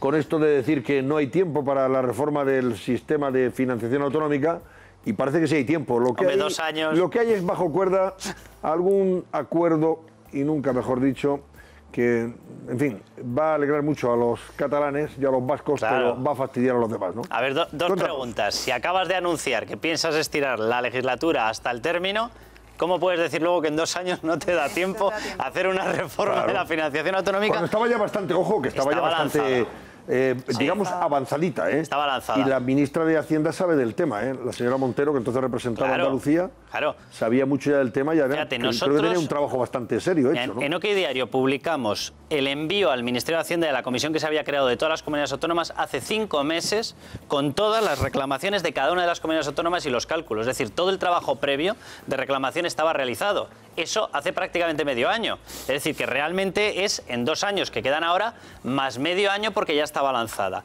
¿En 2 años y medio no se puede sacar una reforma a la financiación autonómica? Bueno, una cuestión extraña. Pero vamos a ir viendo cuáles son los datos que están encima de la mesa y lo que tú comentabas. ¿Qué es lo que puede estar ocurriendo? Bueno, nosotros publicábamos hoy esta noticia y es que hay un documento efectivamente que sale de la famosa Declaración de Barcelona de 2017 que se ha vuelto a airear. Lo tiene IZ, lo tiene el Partido Socialista, lo tiene PSC y lógicamente se ha puesto en la mesa en la que se tenía que poner. ¿Qué es lo que dice este documento? Pues literalmente que se les traslada una oferta de inversiones que ronda los 1.000 millones de euros al año. ¿A todas? No, a todas no. Solamente una determinada comunidad autónoma. ¿A cuál de ellas? A Cataluña. ¿Cuál es el problema que se empieza a fraguar aquí? Que lo que tú des, si lo quieres extender a todos los demás, se convierte en una cuantía totalmente inasumible. Pero si lo que tú das solamente se lo das a uno de 17, pues literalmente la cuantía queda medianamente confortable. Y esto es lo que está ocurriendo. ¿Qué es lo que se le ha ofrecido? Un plan de inversiones completo. Ahora lo vamos a detallar en qué consiste. Sobreentiendo que los valencianos no deben estar muy conformes porque toda la inversión del corredor del Mediterráneo se va hacia arriba. ¿Para quién? Para Cataluña. 1.000 millones de euros al año en inversiones. Si tienes el dinero en inversiones, hombre, puede no ser lo mismo que tú lo obtengas en fondos y lo gastes donde quieras, pero bueno, no está mal la cosa como complemento, ¿no? Como cuestión de premio de consolación. Lo han pactado con Sánchez y con IZ dentro de ese marco que llevaba ya tiempo negociándose y se les ha presentado a los nacionalistas. ¿En qué consiste? ¿Cómo se van a beneficiar ellos? ¿Y por qué esto, si fuese trasladable a todos los demás, se convertiría en absolutamente insalvable? Lleva incorporada una mejora de la red de cercanías de ferrocarril, de toda la red interna de ferrocarril dentro de Cataluña. Lleva a finalizar el corredor del Mediterráneo, que esto es una cuestión que llevan reclamando en toda la zona de Levante desde hace muchísimo tiempo y por lo visto por allí no cae el dinero. Y llevan el soterramiento de varias vías de ferrocarril, que es lo mismo casualmente que se le había ofrecido esta vez por parte del PP al PNV en las negociaciones de los presupuestos. Vamos a ir viendo más datos y sobre todo vamos a ir viendo y nos vamos a ir acercando ya a la reacción que han tenido algunas de las comunidades autónomas, que se va a convertir en bastante incómoda. ¿Por qué? Porque lógicamente, y aquí lo tenemos, se está empezando a desatar ya una guerra entre Pedro Sánchez y los varones que no están entrando en esa mesa de negociación. Parece que tienen predilección los partidos que le han apoyado en la moción de censura que sus propios varones socialistas. ¿Qué es lo que se les ha ofrecido también? Una reforma constitucional, que esto ya entronca ya en una cuestión mucho más política, donde, y esto es una frase literal suya, se les haría un reconocimiento de las aspiraciones nacionales de Cataluña. Esto ya se convierte en un terreno ya bastante más farragoso y complicado, que no es exclusivamente dinero. Pero ¿qué es lo que les preocupa al resto de comunidades autónomas? Bueno, los varones territoriales, los suyos, o sea, el resto evidentemente se puede enfadar, pero al final lo que le va a preocupar a Pedro Sánchez son los suyos. Y hay 3 comunidades autónomas, vamos a ir detallándolas, que han empezado a poner el grito en el cielo. Porque es verdad que tienen determinados problemas, porque es verdad que además estaban esperando este dinero para cuadrar sus cuentas, y no nos olvidemos, porque es verdad que vienen elecciones y elecciones con dinero saben mucho mejor. Bueno, Andalucía, literalmente lo que ellos están reclamando y lo que ellos están diciendo es que son una de las más perjudicadas. Esto es bastante opinable, pero bueno, ellos lo aseguran, ¿no? Y dicen que además lo que se les tendría que cuadrar serían 4.000 millones de euros anuales. Si nos fijamos en Cataluña, 1.000 millones por año, 1.000 por 4 igual a 4.000, ¿verdad? Es decir, lo que están haciendo directamente es un ejercicio de decir, oye, yo no puedo ser menos por el hecho de que pienses tú que soy cautivo de tu voto. Es decir, quiero lo mismo que le estás dando a Cataluña. Efectivamente, y en este caso lo piden precisamente para, según ellos, paliar ese déficit y cómo les trató la reforma, que por cierto la actual es de la época de Zapatero. Pero si os acordáis, se negoció dentro del marco del Estatuto catalán. Sí, señor. Se negoció dentro del Estatuto catalán. Yo recuerdo en aquel momento cómo Chávez, que era el presidente de la Junta de Andalucía, decía, lo que es bueno para Cataluña también es bueno para Andalucía. Sí. Y los andaluces, que en fin, de tontos tenemos muy poquito, algunos ya escribimos, decimos, no, don Manuel, se está usted equivocando, lo que va a ser muy bueno para Cataluña va a ser regularcito o malo para Andalucía. Y el tiempo nos ha dado la razón a los que opinábamos así. Es verdad que se introdujo, Chávez, pero así es verdad que en esa reforma de la financiación autonómica, para que la sangre no llegase al río, se introdujeron determinados mecanismos de corrección que beneficiaban por población, por envejecimiento y por tal, beneficiaban a Andalucía, pero no le dejaron ni por lo más remoto como se le dejó a Cataluña. Pero hay otra comunidad autónoma que esta sí que tiene, además, esta sí que es totalmente objetivo, que tiene totalmente razón, vamos a verla, que es la Comunidad Valenciana. En el caso de la Comunidad Valenciana se da una situación muy específica, y es que realmente en aquella ocasión cuando se negociaba, si os acordáis, estaba el Partido Popular gobernando. Era el Partido Popular de Francisco Camps. En aquella época, de hecho, hubo una especie de competencia entre territorios, y la mala de la película acabó siendo la Comunidad Valenciana porque tenía capacidad de atraer las empresas catalanas, y aquello a quien negociaba, que era la Generalitat del tripartito, no le gustaba. Resultado, ¿quién fue la gran pagana? Fue la Comunidad Valenciana. Esto es totalmente cierto. Tiene uno de los sistemas de financiación peores de toda España, de los más devaluados con respecto a la realidad de lo que está aportando.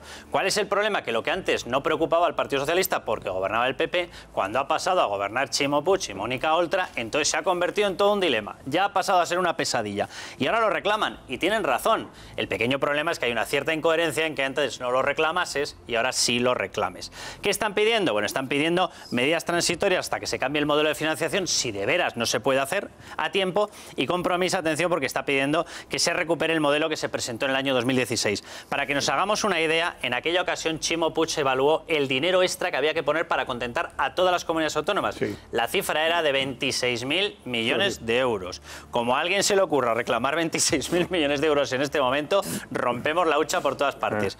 Pues la adaptación de eso a Valencia es lo que está pidiendo Compromís. Vamos a ir viendo otra de las comunidades autónomas que también se está quejando, y en el fondo tiene razón. La Comunidad Balear le pasa una cosa muy parecida. En aquella ocasión ellos no estaban gobernando, y ahora sí. Ahora se acuerdan de que está infradotada en financiación. Ellos aseguran que se les está perjudicando y piden, y además dicen que no van a renunciar a la reclamación del nuevo sistema de financiación de forma rápida. Es decir, este es el primer conato que tenemos claro de desafío, porque el resto es queja. Pero Armengol, que depende de MES, que es un partido separatista y republicano, que depende de una especie de marca cercana, que es esta que se cercana a Podemos, y depende de otras firmas, sí que está diciendo que está dispuesta a reclamarle a Sánchez que ponga en marcha ese modelo de financiación. Pues los varones están que fuman en pipa, con esto de Pedro Sánchez. Se juegan mucho. Va a ser interesante a ver qué dice sobre todo Susana Díaz. Hoy tenía previsto, creo que era hoy cuando tenía previsto comparecer con Carlos Herrera en COPE, tenía previsto una entrevista, y casualmente pues ha tenido un pequeño accidente doméstico que le ha impedido estar a las 9 de la mañana. Luego se ha asistido a un acto, pero tiene un tema de un esguince de tobillo bastante gordo.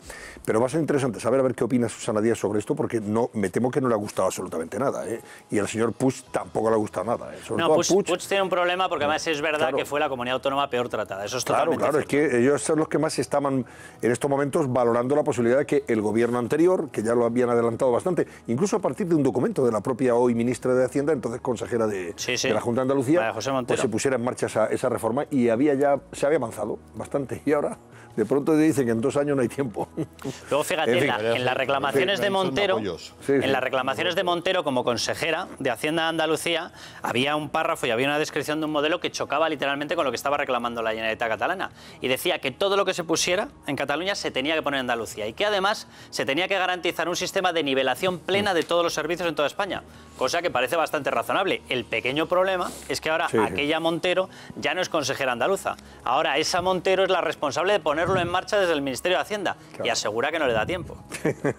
Pero fíjate que en fin, tendrán que responder sobre esto. Esto no puede quedar así en agua, en fin, en agua de borrajas. Decía que lo más curioso de todos estos asuntos es que no se va a destinar el dinero a las grandes carencias, sino a distribuirlo de una manera equitativa entre todas las regiones, lo cual es completamente absurdo, porque habrá regiones donde la inversión se tendría que ser mucho mayor porque está en una peor situación. Pues no, como tienes tantos habitantes, te mando esto. Es decir, no estamos no estamos distribuyendo el dinero con una visión nacional, con una visión intentando favorecer a la gente o a las poblaciones que más lo necesitan, sino simplemente estamos dividiendo el dinero de una manera política. Me vas a permitir, yo es que tengo la sensación... Luego, Antonio, me dejas que le dé un abrazo. Rápido que nos vamos a ir allá. Es verdad, ¿no? Que tiene más razón que un santo. Es cierto. Bien, Vicente, bien. Que la sensación que da es que este gobierno es un gobierno de imagen, de impacto, de flash, de propaganda, está en campaña, y que ahora mismo crear un incendio como el que se le abriría con ese acuerdo de financiación. Otra cosa es que, tapando ese acuerdo, empiece a inyectar dinero a los que le han apoyado en la moción de censura. Esa es la parte heavy, entre comillas heavy, de la parte del asunto político. Siempre nos inventamos mecanismos de solventar las diferencias en base a pagar. A ver cuándo encontramos una mecánica más barata. Gracias, Carlos Cuesta. Hasta la semana que viene. Hasta la próxima. Fernando Lázaro, enseguida te voy a preguntar por una noticia que firmas en la portada del Mundo, muy interesante. para que nos des algún detalle más, ¿vale? No se lo pierdan. Emplazo a Lázaro para que nos aclare esa información que me parece bastante interesante y que tiene también su coda, lógicamente. Pero antes vamos a Barcelona. Marco Chiasa, vamos a ver, hemos abierto el programa haciéndonos eco de la inauguración hoy ya viernes de los Juegos del Mediterráneo, esa suerte de Juegos deportivos sucedáneos de los Juegos Olímpicos que se organizan en ciudades ribereñas del Mediterráneo, o sea, en países, lógicamente, del Mediterráneo, que designan a alguna ciudad. Aquí se han celebrado, por ejemplo, en Almería, hace 3 o 4 años, no sé cada cuántos años se organizan, pero sé que han sido en Almería y tuvieron su éxito y su trascendencia y su difusión. Y en este caso le toca a Tarragona. Y nos hemos enterado de que Tarragona organiza estos Juegos del Mediterráneo pues prácticamente ayer. Yo no tenía ni idea, yo no sé si vosotros teníais... Es que ha estado, han estado tan volcados en el desafío separatista, estos señores, y en enfrentarse al resto de España y a romper con España, que ni siquiera han puesto en valor unos Juegos y un acontecimiento internacional como este. Tenían apoyo, más que el rey ha sido el que más ha apoyado estos Juegos. Claro. Y el caso es que mañana, o sea, hoy ya viernes, porque ya es viernes, son las 12 y 19 minutos de la noche, el rey va a presidir el acto de inauguración de estos Juegos del Mediterráneo en Tarragona y va a viajar también el presidente del gobierno, Pedro Sánchez.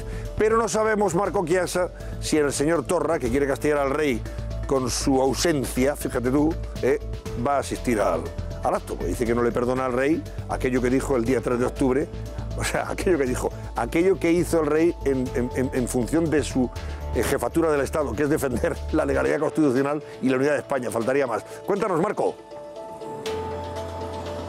Hola Antonio, ¿qué tal? Buenas noches. Sí, a menos de 24 horas para que inicie esa ceremonia de inauguración de los Juegos del Mediterráneo que se llevarán a cabo en Tarragona. Todavía no sabemos si el presidente de la Generalitat asistirá o no. Hoy, a la salida de una reunión con Puigdemont en Berlín, ha seguido sin concretar su presencia en estos Juegos. Dice que lo decidirá mañana, es decir, en tan solo unas horas, mañana por la mañana, Quim Torra lo decidirá. Y es que por una parte tiene la presión de la sociedad catalana, una parte de la sociedad catalana que quiere que esté presente, que los Juegos desde el punto de vista institucional vayan bien, y también del alcalde de la ciudad de Tarragona, que ha dicho que confía en que Quim Torra asista, pero por otra parte tiene la presión de Puigdemont, que hace un par de días dijo que el rey del 3 de octubre, que es aquel día en el que el rey hizo un discurso defendiendo a la Constitución, pues que este rey no es bienvenido en Cataluña. Y hoy además, en un tuit, Puigdemont ha dicho que el rey sigue siendo el del 3 de octubre, el que abrazó la estrategia de la represión, el que no escuchó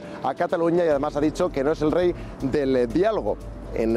Según él, porque no le ha respondido a la carta que le envió junto con Artur Mas y junto con Quim Torra, sino que le ha llamado el rey del monólogo del a por ellos. Además, también otros dirigentes independentistas hoy, desde su cuenta de Twitter y en innumerables declaraciones, han criticado muy duramente al rey. Por tanto, por otra parte, también Quim Torra tiene esta presión del independentismo más radical, y además, a las 5 de la tarde, tanto la ANC como los CDR han seguido las directrices de este tuit de Puigdemont y han convocado movilizaciones en Tarragona horas antes de la inauguración de los Juegos del Mediterráneo, en los que las directrices son llevar pintura amarilla y llevar objetos para hacer todo el ruido posible, y también ropa de repuesto. Es decir, que la movilización que se espera mañana por la tarde en Tarragona estará cargada de intensidad y de polémica y de fuerte rechazo al rey por parte de los CDR y el entorno más radical del independentismo.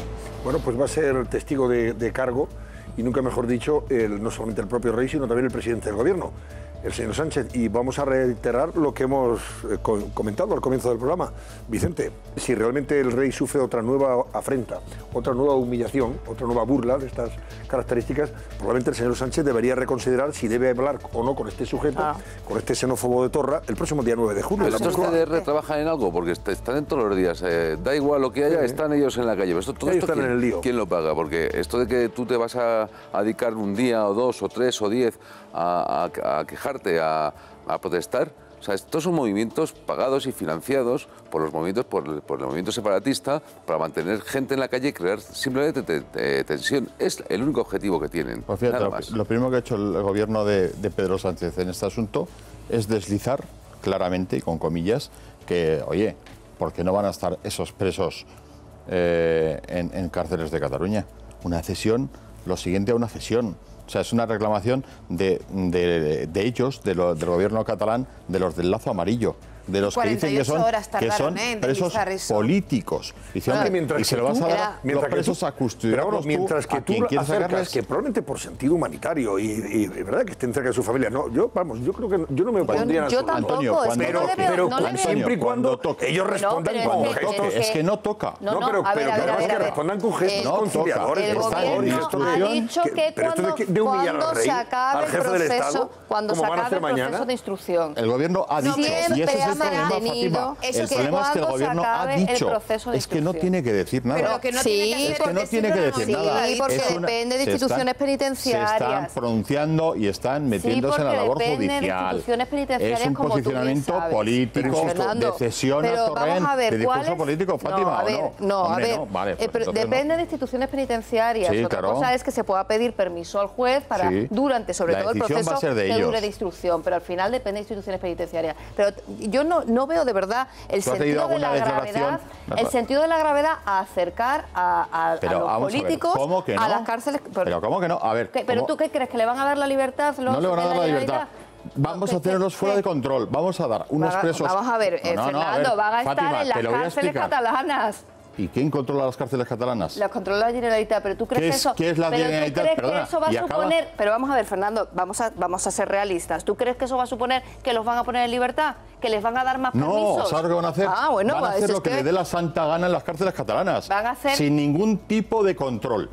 Y con un director de prisiones que va a ir a visitarles con el lazo amarillo, Fátima. En el momento en el que... No eres realista, por favor. Me está sorprendiendo muchísimo. No, pero escucha, Fernando, es que en el momento en el que haya sentencia, van a elegir su cárcel. Cuando haya sentencia, elegirán su cárcel. Pues es que ya está, es que de todas maneras van a terminar en la cárcel de Cataluña. Es que no hay... Bueno, cuando tengan que ir... No, en 3 meses. Es que estamos hablando de 3 meses. Mira, Fernando, el proceso adelantémoslo, démosle a Torra el control de los presos. El proceso de instrucción va a terminar aproximadamente en julio. ¿De cuál proceso? Más o menos. Hay querellas todavía puestas que se tienen que instruir, compañera, empiece el juicio. Que son las que han puesto ellos, Fernando, claro. Estamos hablando de 3 meses, 4 meses. No, o 2 años. Pero yo insisto, Fernando, 2 años. Yo creo que nuestros espectadores probablemente coincidirán si nosotros decimos cualquier gesto de esta naturaleza podría encuadrarse en el contexto de un nuevo tiempo que tiende a normalizar un poco a la situación. Se le está diciendo que los vayan a sacar. Vale, entonces, quítate el lazo amarillo para recibir de las cárceles, por parte del o le vas a recibir con los amarillos. Yo no insulto al rey, no insulto al jefe del Estado. No,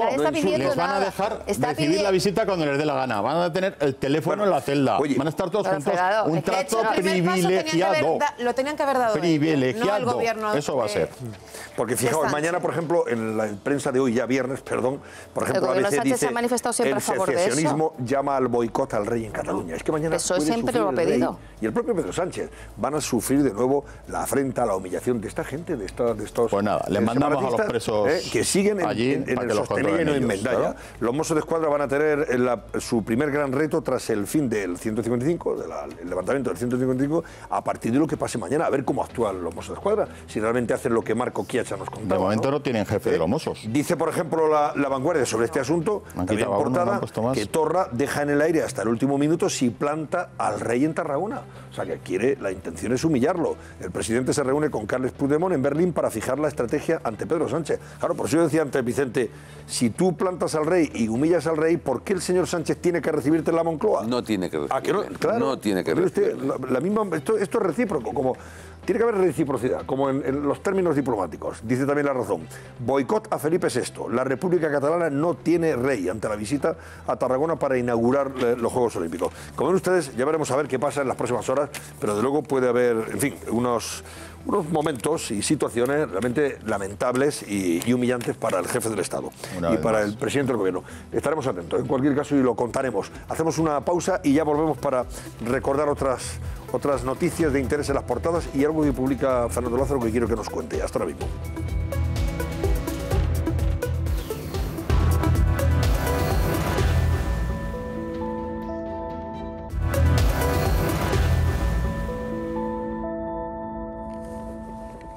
A ver, Fernando Lázaro, en El Mundo publica: las víctimas amenazan al ministro de Interior, al señor Grande Marlaska, con movilizaciones.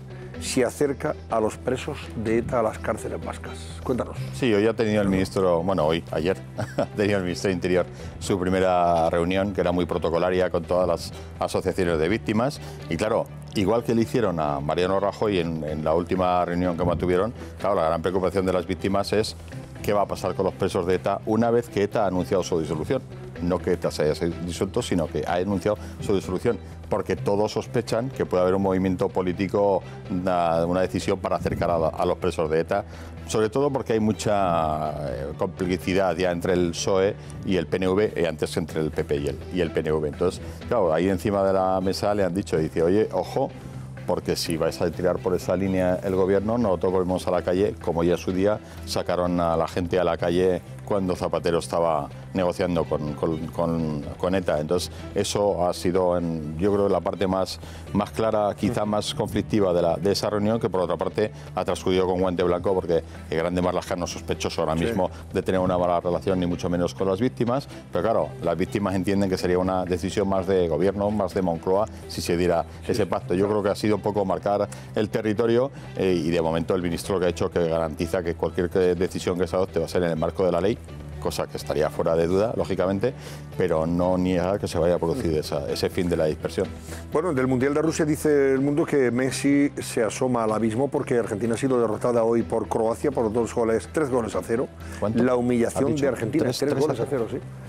Cae con Croacia por un error de Caballero y un gran Modric, y se queda cerca de la eliminación. ¿Y qué pasa? Pues que en Argentina están que fuman en pipa. Madre mía, la que se ha liado. Porque están al borde de que los eliminen del Mundial, ¿eh? Qué barbaridad. ¿Está con disgusto con el resultado? Yo es que yo soy muy de Modric. Tú eres de Modric, ¿no? La verdad que Modric, el rato que le hemos visto, bueno, ha metido un golazo, pero golazo, ha hecho un partidazo. Es el mejor de Croacia. El País también habla de los sindicatos y de la patronal, que se disponen a cerrar una subida salarial mínima del 2%, que el PSOE ofrece a Esquerra, mira, esto lo comentabas tú antes, Sandra, el PSOE ofrece a Esquerra Republicana de Cataluña un puesto en el Consejo de Radio y Televisión Española. Guiños uno tras otro, pero más eso... que guiños, hombre, ya, porque va sumando... Tú haces ese esfuerzo, hombre, señor Torra, haga usted también el suyo, no, haga usted no nos medio, humille mañana con medio al casi rey, que no por favor, ¿esto de qué va? Estaba viendo un tuit ahora mismo de Carles Puigdemont y de Quim Torra alabando un programa de la televisión catalana, Polonia creo que se llama. Sí. Bueno, ese no se insulta todos los días. Al final están utilizando la televisión catalana como una herramienta, como todos sabemos, una herramienta de su proceso, y además ahora le damos un cargo en la televisión española a Esquerra Republicana. Se le queda pequeña a la TV3, el independentismo. Bueno, dice La Razón que Salvini, que es el ministro de Interior de Italia, veta a otro Aquarius, a otro barco cargado de migrantes.